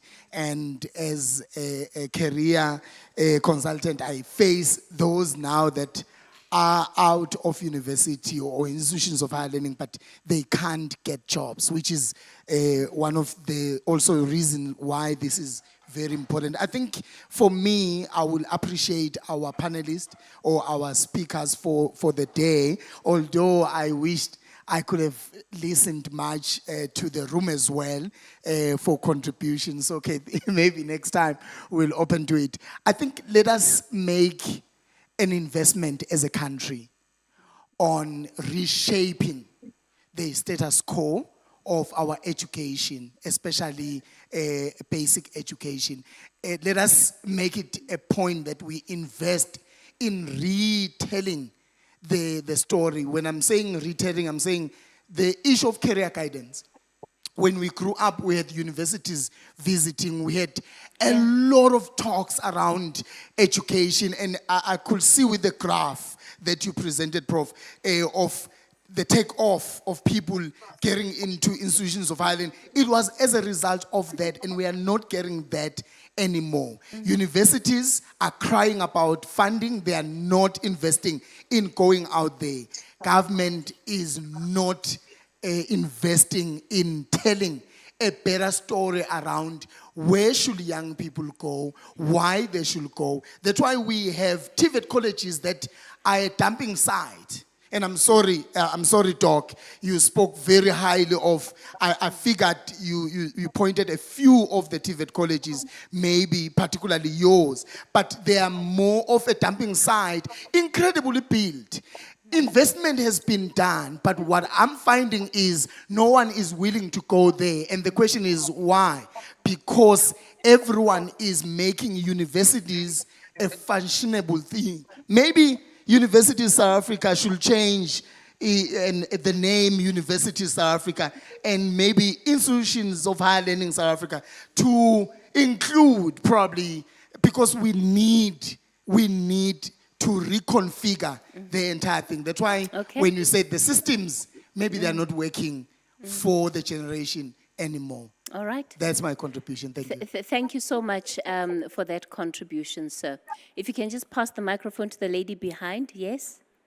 Yes, ma'am. Afternoon, everyone. I'm Relebohile Mashile, and I'm from the University of Pretoria. So I think my question is specific to Dr. Mothapo. He mentioned one of the recommendations being a more administrative situation where the universities are in communication with the TVETs to make sure the requirements for enrollment are being necessary.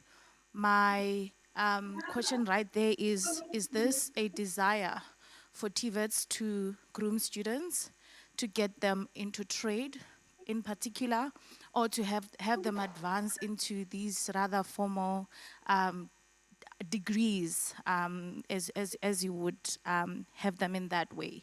And if that desire is there to have these requirements be more cohesive and move between TVETs and higher and universities, is there current talks or current progress in that happening currently? Maybe also I'm going to ask this as well to the panel. They spoke about being in enrollment institution and planning, maybe comments coming from there. Thank you. All right. Thank you for that.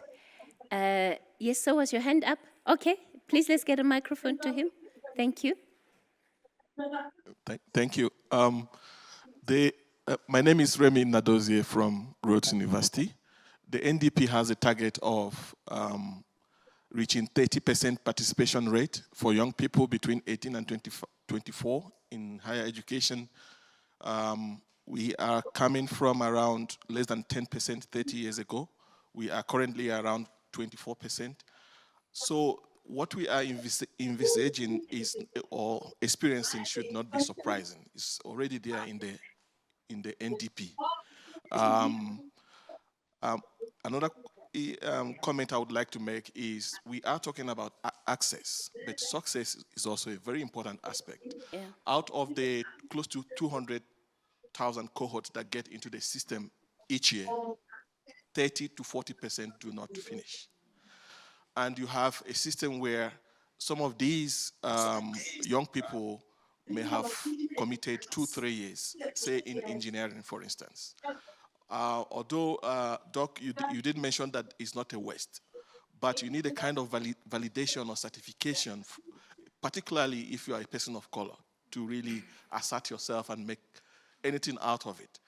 So can't we have a system for these young people to get something out of the system through an integrated, I like the concept of integrated NQF system, collaboration between the QCTO and the CHE, for there to be a kind of an assessment system or evaluation system so that a child into a third year in engineering doesn't go with nothing. Thank you. Yeah, thank you so much for those points. And I think that that's such an important issue that you're raising, because we see it at the beginning of the school year too. The number of students that are crying because they can't access their transcripts because their fees are not paid up. And without that transcript, they are unable to access any opportunities in the workplace. And I think part of what you're saying also speaks to that aspect of what happens to this young person who is stuck in the system for whatever reason and needs a pathway out. Are there ways in which those pathways could be better fostered? Let me come to the front then and give Dr. Mothapo an opportunity to answer. I don't know which of the other panelists would want to take some of the other questions that, yes. Yes, that's fine, ma'am. You can use the one in the front. Clarity from the colleagues. Yeah, from the colleagues. You both promoted the private sector and the TVET sector. The question is, do you have absorptive capacity? Because my understanding is that TVETs are full as well. So that is the problem that we're trying to partly deal with, which is the availability of spaces within universities, the private sector, and the TVET colleges. So if you can quantify that for us so that we have an idea, the same way we have quantified it for universities, the demand and supply. That's the Okay. question. Thanks. All right, thank you. Thank you so much. Maybe to the first question. Obviously, we do have students at the college that desire to go to university. And that's the reason why I said we don't have a one-size-fits-all. There will be some that wants to go to the university. Currently, we are encouraged to facilitate articulation among ourselves. So in other words, individually, we as the college, we approach a university that offers programs that are easily aligned to the programs that we offer. And mainly for our students that have completed at the college. But the truth be told, that's an outdated model. The current model promotes dual enrollment, where students should actually be able to enroll for modules at the university while they study at the college. And when they complete, they just do 1 year and graduate at the university. That's where we should be, not talking about the student completing a diploma at the college, and when he goes to the university, or subject the students to another diploma in the same qualification. It's wasting resources of the state because many of our students are funded. So maybe I should use the opportunity from subco to universities and at this level, because really, if we have an articulation at the Northwest University or Val University of Technology, it doesn't mean all of our students, when they complete the college, they go to VUT. Some go to UJ. And they will struggle because we will not have engaged UJ. So we need an engagement at a higher level to enable a smooth transition for all of our students that are coming out of colleges. When it comes to capacity, our capacity is actually bottlenecked by funding. So each and every year, government is telling us, don't increase numbers. That's what they're telling us. And they're even saying, if you take more, you're on your own. So you will find councils of TVET colleges putting aside money for over-enrollment. And then they come again and say, also ensure that those students are receiving allowances of accommodation, living allowances. So we are bottlenecked by mainly, Doc, funding. Thank you. Karen, do you want to add to that? Capacity private institutions? I am going to lie if I give you a number, but I can tell you that you only have to look at the news at the moment and see how Stadio is building a brand new campus, this one is building a brand new campus, this one is expanding. I think the private sector is sitting ready to absorb the excess because we read what is happening in the country, and obviously that's an opportunity. So I think that you are going to see tremendous growth in the next 5 years in the private sector. There's a question here from Lucky that I want to add to that for you, Doctor, and it says, what prevents DHET from partnering with the private colleges or with the privates, given the limited capacity, low throughput and retention rates in public institutions, notwithstanding the potential benefits of doing so, in your view? Maybe you should ask DHET. No, I don't think that there is a principle that prevents us from partnering. I think the things that stand between us at the moment is this whole thing about the institutional types. It is the matter of NSFAS and subsidies and so on. But in terms of working together to build a system, there is nothing preventing us from working together. And in fact, I think between SAPI and USAF, we have an MOU that we are at the moment between Chief and myself dusting off again so that we can see also how we can work together to promote unity in this sector. Professor Gustafsson, I want to put this one to you because it's again around the private institutions, and it's from Shirley Lloyd, who says that privates are excluded from the statistics provided in the PSET system research reports, which skews the real picture about the state of post-school education and training in South Africa. Can you give perhaps a perspective on that? And perhaps even you, Denise, if you want to, you can do that. Yeah, I think Denise is also well placed to comment on that, but I think that the trick here is to have data and accurate data. You're actually relying on the providers to submit such data. In the past, and I think the National Learners Records database is built from what was the graduate records and something else, and then actually HEMAS feeds into the National Learners Records database. So there was a system to collect data from the public institutions. Obviously, that system had to exist because it's also related to subsidies. There wasn't a system necessarily to collect data from the private institutions in the past, and I think that SAQA and the CHES worked very hard to put that system together. But it took some time, and there's huge gaps in past data that still needs to be, collected and updated. So the data is at most gappy. And I think between the DHET and the CHE, they can't also always agree on which source of data to use. And, it's so rather than putting incorrect things out there, they would rather not publish. And I don't know if Denise wants to add to that. Sure, thanks for that, Karen. I did actually include, because I used the department statistics in the 1.6 million, there were 200,000 odd in the private sector. I think that's fairly accurate. I wouldn't stand by it fully, but I think it's gut feel. It's a pretty good number. One thing I wanted to say about the private sector, and I've got my old CHE accreditation hat on. We did give you a rough time in the beginning with accreditation and so on, but I actually think it was a really good thing.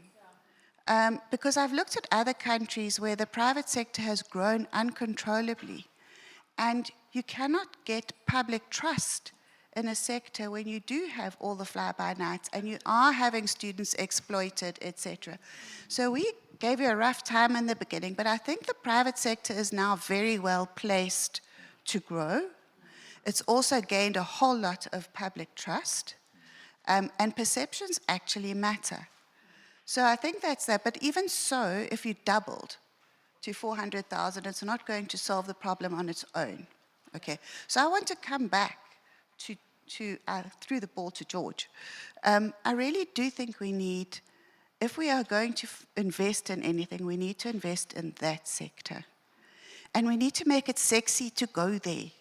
It needs to be a destination thing. It's not a road into a university. We don't need more people coming into universities, essentially. It's got to be a thing on its own. And so I would spend, if I were a policymaker, first of all, I would do away with the nomenclature of the grade 12 bachelor and diploma pass, because if you don't get one of those, you think you're nothing. Or you must do that thing. That's the first thing I would want to change. Secondly, I would want to invest in a lot of education at school level about what you can do at a TVET college. And I can tell you something from UJ. We use a lot of social media, and the things that the students love are the success stories of individuals who came in with a hard background and made it against all odds, etc. Now, if I'm at school, I want to hear that story about the hairdresser who started her own business. Yeah. I want to see that on Facebook and whatever. That's not that expensive to get your social media influencers involved, understanding what you can do at those colleges, and make it a destination. So not even really changing the numbers, but not having students there who don't want to be there, who's a second chance, whatever, who want to go somewhere else. No, it must be a destination. That's what I think, anyway.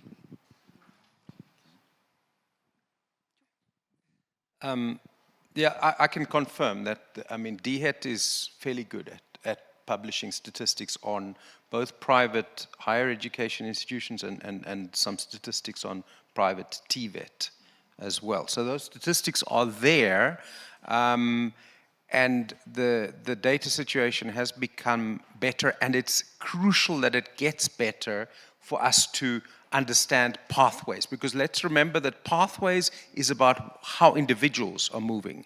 The totals that you can see in DHET's reports, they don't really tell us much about pathways. But I think there have been really important developments recently that we must keep an eye on, and it will help us to understand. Because if we don't have good knowledge about the problem, we're not going to be able to solve it. And I think one of the initiatives that's really important is CHE's current work on a kind of integrated system where you can track individuals. Obviously, this has to be POPI compliant, so that makes everything a bit more complicated nowadays. But it's possible to do those types of anonymized data systems. Treasury has initiated a system where actually anyone can go and you apply, you sit in a room, you have access to data that takes people from school through to SARS taxpayer data, all anonymized. But those kinds of opportunities, they sound very backroom and technical. Those are really important because they will help us to understand things better. The Treasury system is still going to bring in universities. Currently, it's schools and the labor market through tax. Thanks. I just want to read a contribution from Ruth Andrews, who says, break down the silos between universities, TVET, and community colleges. We need to build articulation pathways, movement from TVET to university. We need quality frameworks, credit recognition, and curriculum alignment. And I think it speaks to something that, Karen, you touched on, about one system that is fully integrated. So how do we get to that idea of one system? And can that one system, even if it were fully integrated, right? Even if the silos didn't exist, would it be able to accommodate the numbers that we're talking about today? And that's the key question. Does it solve the problem of hundreds of thousands of young people sitting in that NEET category? And that's what I would want our panelists to reflect on as we get ready to round the conversation up. I'm not liking the looks on your faces because it feels like we've been talking about ideas all morning and we come back to the same problem and our problem might not be solved. I don't know if Professor Roo is still on the line. Andre, are you still on the line?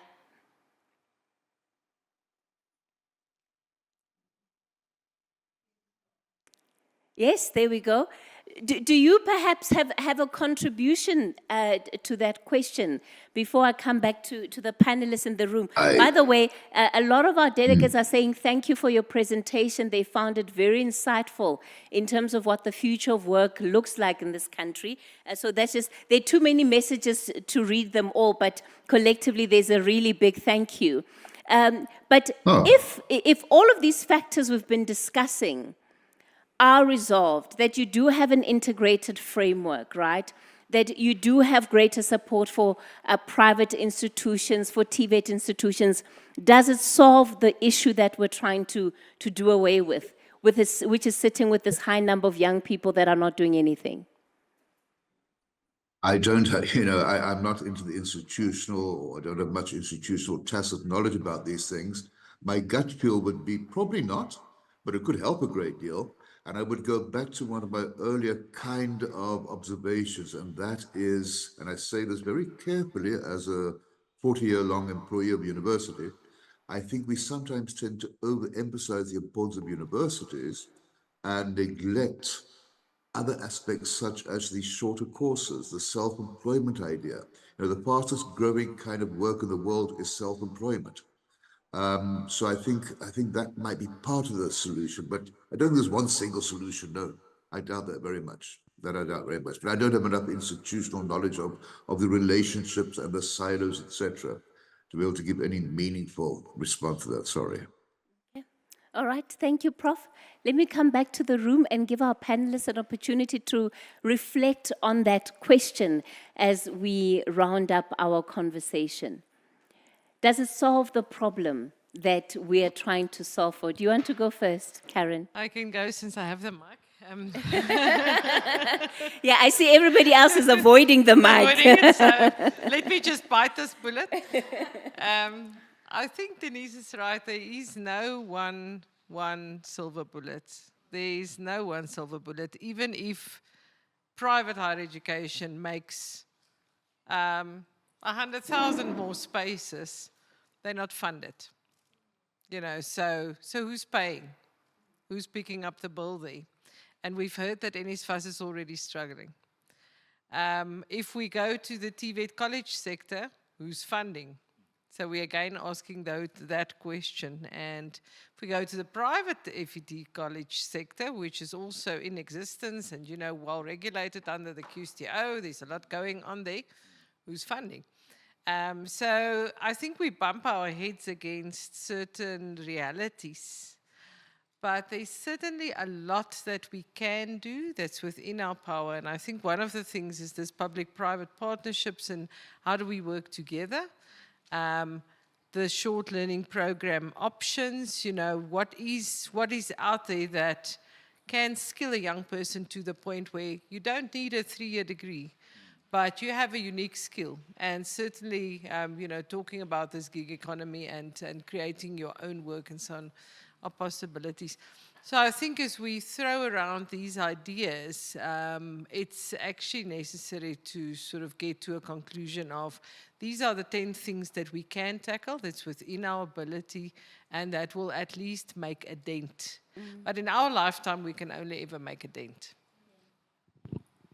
I think as you pass the microphone on there, I'm going to add another aspect to the question that I've asked you, and it's coming through from Robin Pritchard, who wants to also have the issue of employers who don't want to host learners from colleges in their workplace programs, and that there seems to be quite a pushback from industry on this particular issue. And I wonder how you're dealing with it as a TVET, and to what extent that also enhances these narratives, very harmful narratives about TVETs and colleges.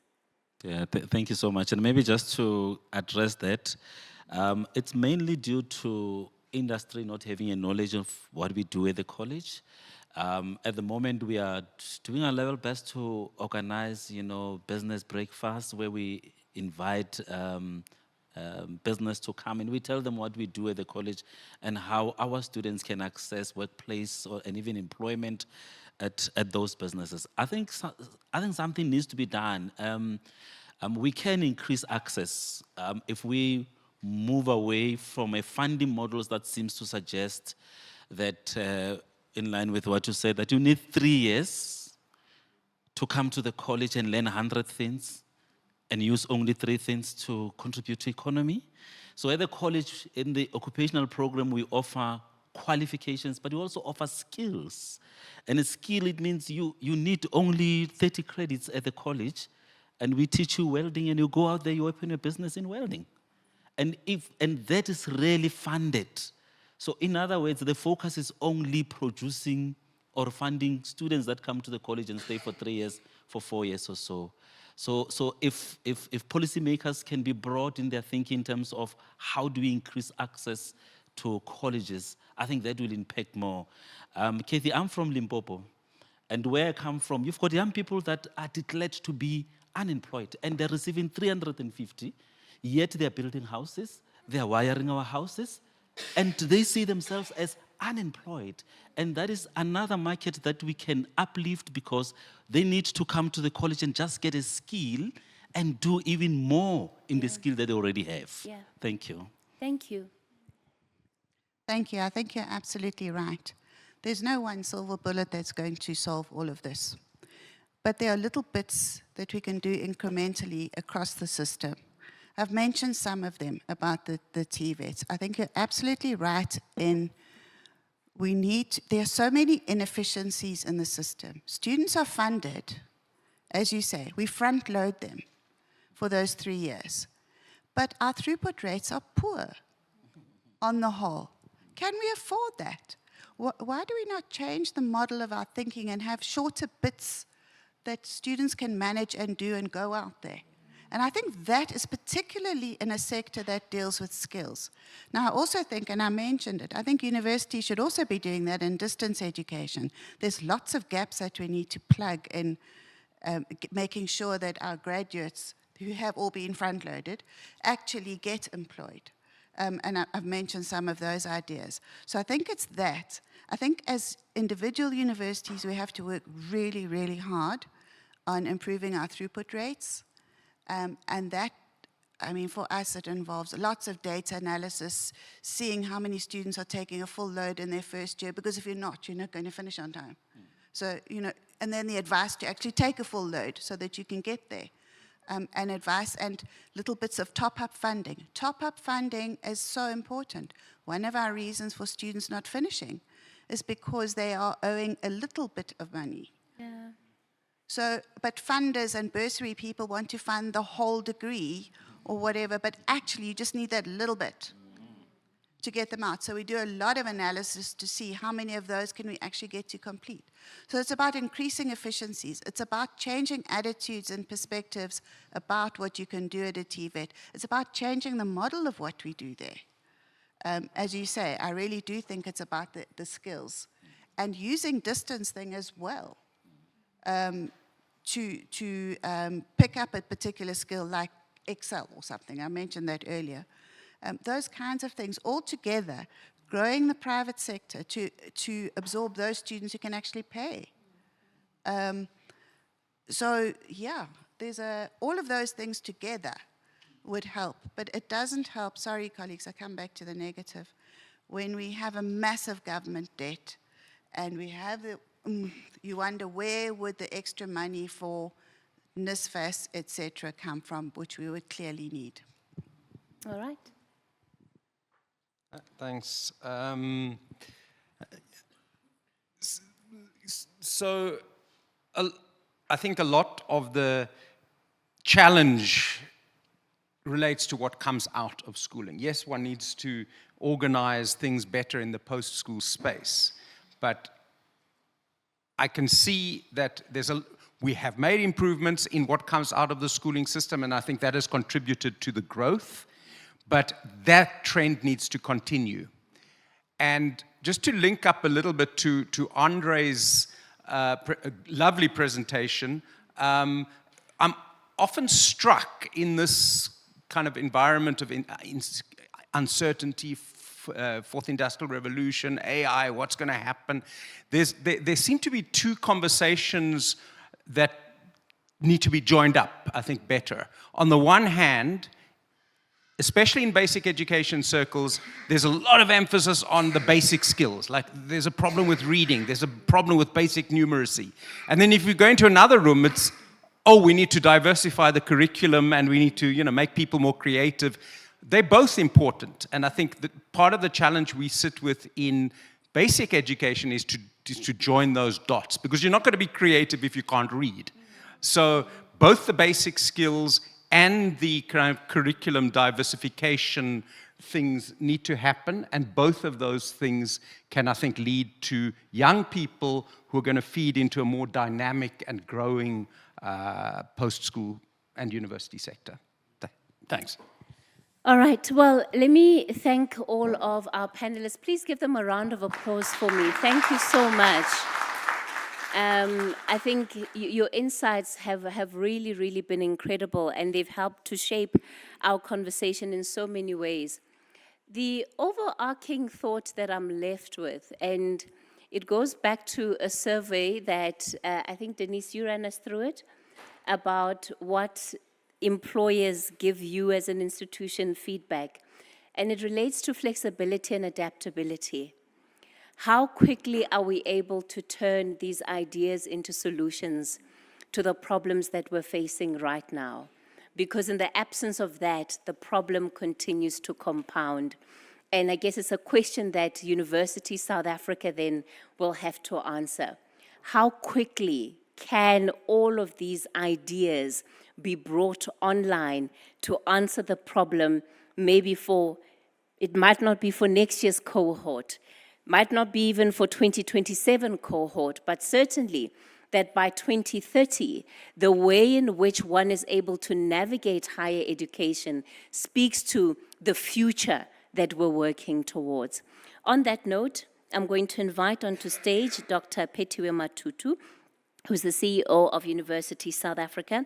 She's going to be giving us a wrap of today's proceedings and, of course, a way forward. Please give her a round of applause as she comes up.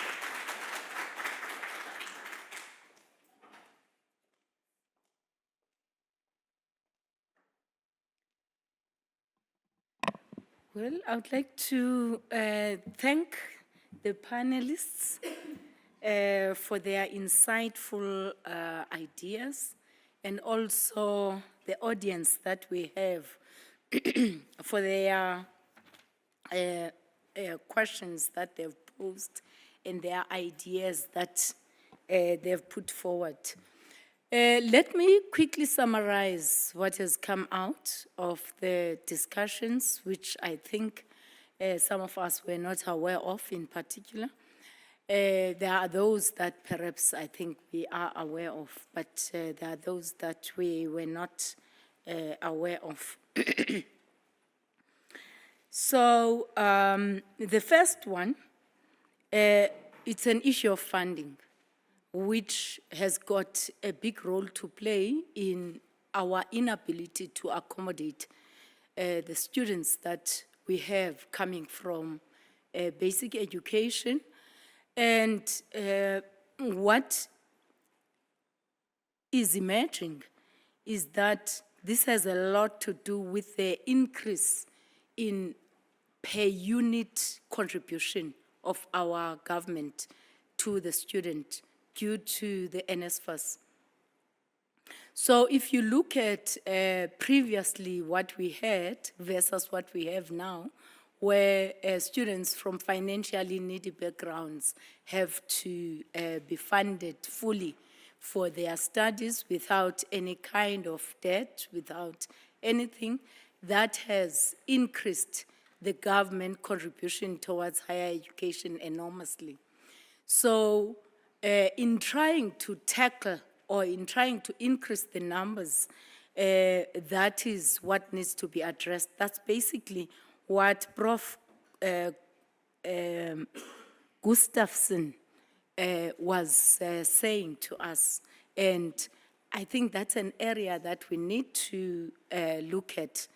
The question is, how do we find a way of better absorption by perhaps reducing the per capita values that we provide to each and every student, and hence spreading the kind of funding that we have for higher education institutions. So if you look at universities and the restrictions that we have, what has come out and what came from Dr. Webstock is that the NSFAS provision is getting higher than the formula that we have for support, the subsidies that we have at universities for support. And those subsidies are the ones which control the number of students that can be absorbed at any given year. So if we want to increase those students, it means that we have to increase those subsidies. And if we want to increase the subsidy with the current funding that we have to decrease the NSFAS provision. And if we want to do so, we have to find alternative sources of funding rather than the government funding alone. So that is the message that I'm getting, although the colleagues did not take the argument up to the end. I'm taking the arguments up to the end. So perhaps they will say I'm putting words into their own mouths, which I think is not the issue. It's about extrapolating from what they've said. Similarly, with Dr. Motapo, what he is saying is that within the TVET colleges, the major restriction is funding in terms of the number of students that they can accept. So that funding is based on two things. That is the number of students that can be given NSFAS and funding, and whatever kind of subsidies that they can get. So if it's about that, one has to look at how best to spread the availability of support without having to fully perhaps fund students at TVET colleges, because that is what provides us with the limitation in terms of the numbers. If we are to expand the numbers, then what do we do in order to ensure that the available government funding stretches beyond what is there? So if you look at the expansion, one has to look at the NSFAS funding, because it has a huge bearing on lack thereof of our expansion.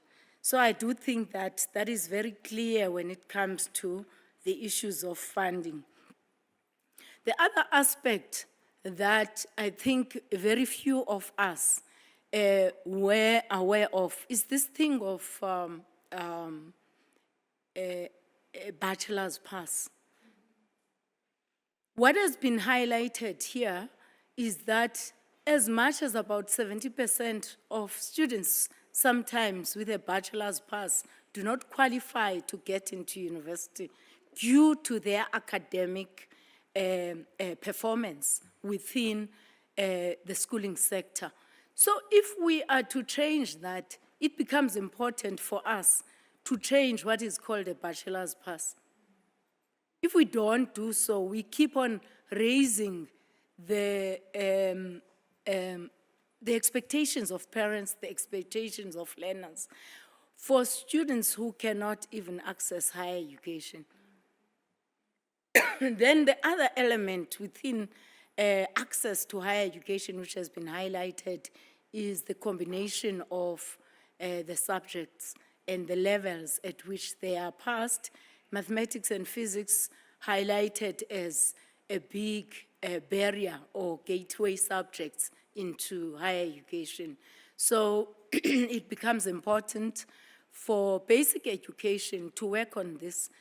These issues of non-performance are not only about students' lack of awareness. Sometimes it's availability of teachers who are competent in these subjects. So I do think that it goes beyond just awareness and lack thereof. So the basic education, we need to get to a level where there is awareness. Of course, SASTA plays quite a huge role. That was my role while I was still in the Department of Science and Technology. And people complained that learners who were not that competent wanted to be engineers and so on. I think we did a good job in terms of promoting mathematics and science subjects within that SASTA regime. It's still their role up to now within the Department of Science, Technology and Innovation. So it becomes important for us to be aware of what we do. We promote it as well. But I do think that the problem is bigger than that. We have to get good teachers who can teach these subjects. There was a stage where we had to import teachers from Zimbabwe, for instance, to teach mathematics, to teach physical science. So the issue of the misalignment between the subjects which are required within universities and what is available is also aligned to what was highlighted at the end on the labor market and the roles of which are being influenced by 4IR versus the current roles in terms of the skills that we have within the sector. So it becomes important that we also are quite responsive to that. I'm talking about from schooling in terms of production of the school learners and also within the universities. We saw distance learning as an option and as a possibility for expansion, and it has been mentioned that the initial costs are prohibitive, and also it has been mentioned that the university type of qualifications may not be the ones which are required by our market right now. It becomes a challenge to say this for sure because we're experiencing the highest unemployment levels within TVET colleges. I'm talking about engineering, artisans. So the issue of the private sector and its needs and the ability to create spaces for entry-level graduates from TVETs is important. If we do not deal with that challenge, we'll keep on having unemployed TVET graduates who are artisans, whereas they are looking for those with experience from their side. I'm talking about our private sector. There was a study that I read recently, and they were talking about 68% unemployment levels at that level. I'm talking about engineering and artisans. It's not a misalignment of areas of specializations within the TVET.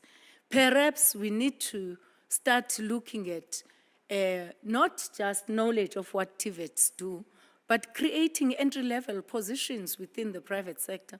You can't be asking for experience from people who've just graduated. And one was driving me to the airport and is a driver.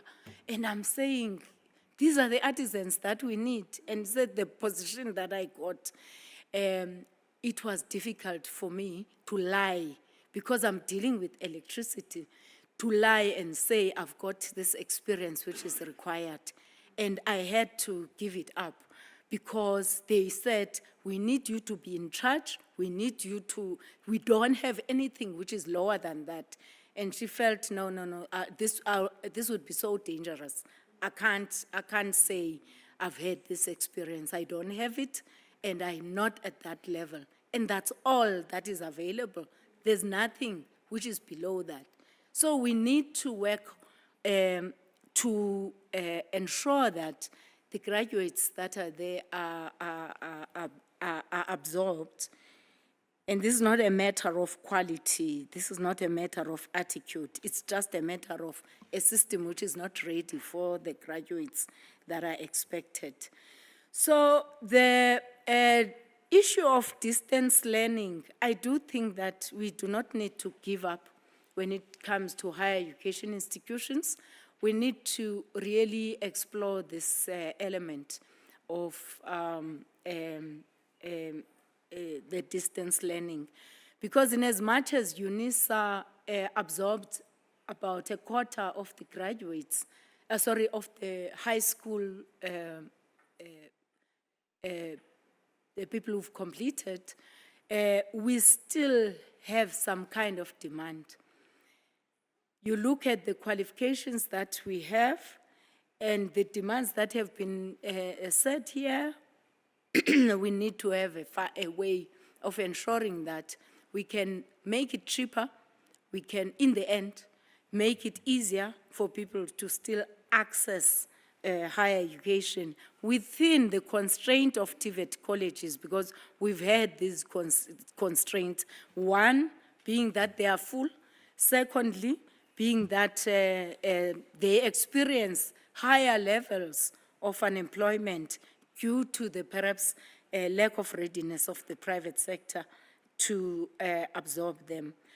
So what has been suggested by a number of people is that we do need to look at this lifelong learning, where people can learn skills which are not 3-year qualifications, which are not 2-year qualifications, which are short learning courses or a particular skill, so that we can find ways of absorbing people who are competent in particular areas within our economy, rather than, that's another way of reducing the kind of costs that we are seeing. And also the alternatives have been on non-credit bearing learning and teaching courses which are offered by various institutions.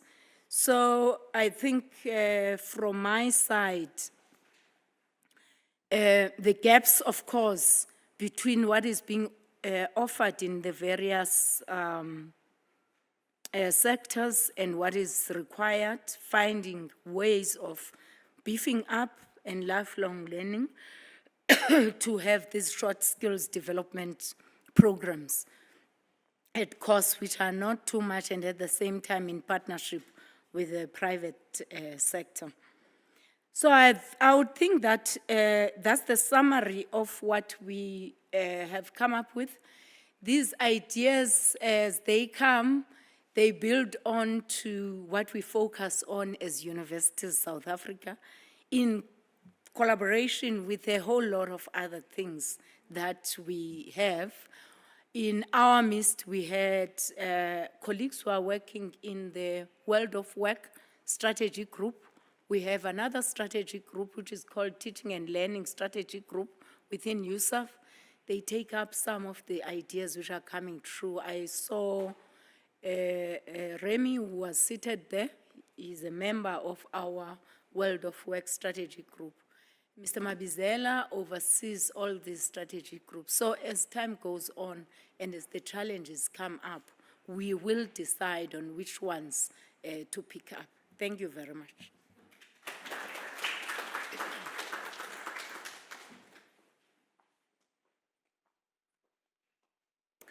All right, ladies and gentlemen, a big thank you to all of you once again for joining us today for this inaugural thought leadership event, Rethinking Post-School Pathways for Youth Employability in South Africa.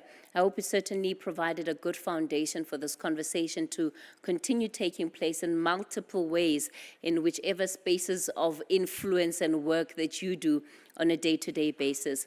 Lunch is going to be served outside, so that you just, when you walk outside, there's a venue on the left, there's a ramp that leads you there, and that's where all of us are going to be having lunch. Hopefully you'll be able to stay so that we can debate some of the things that we couldn't quite get to because of the limited time in here.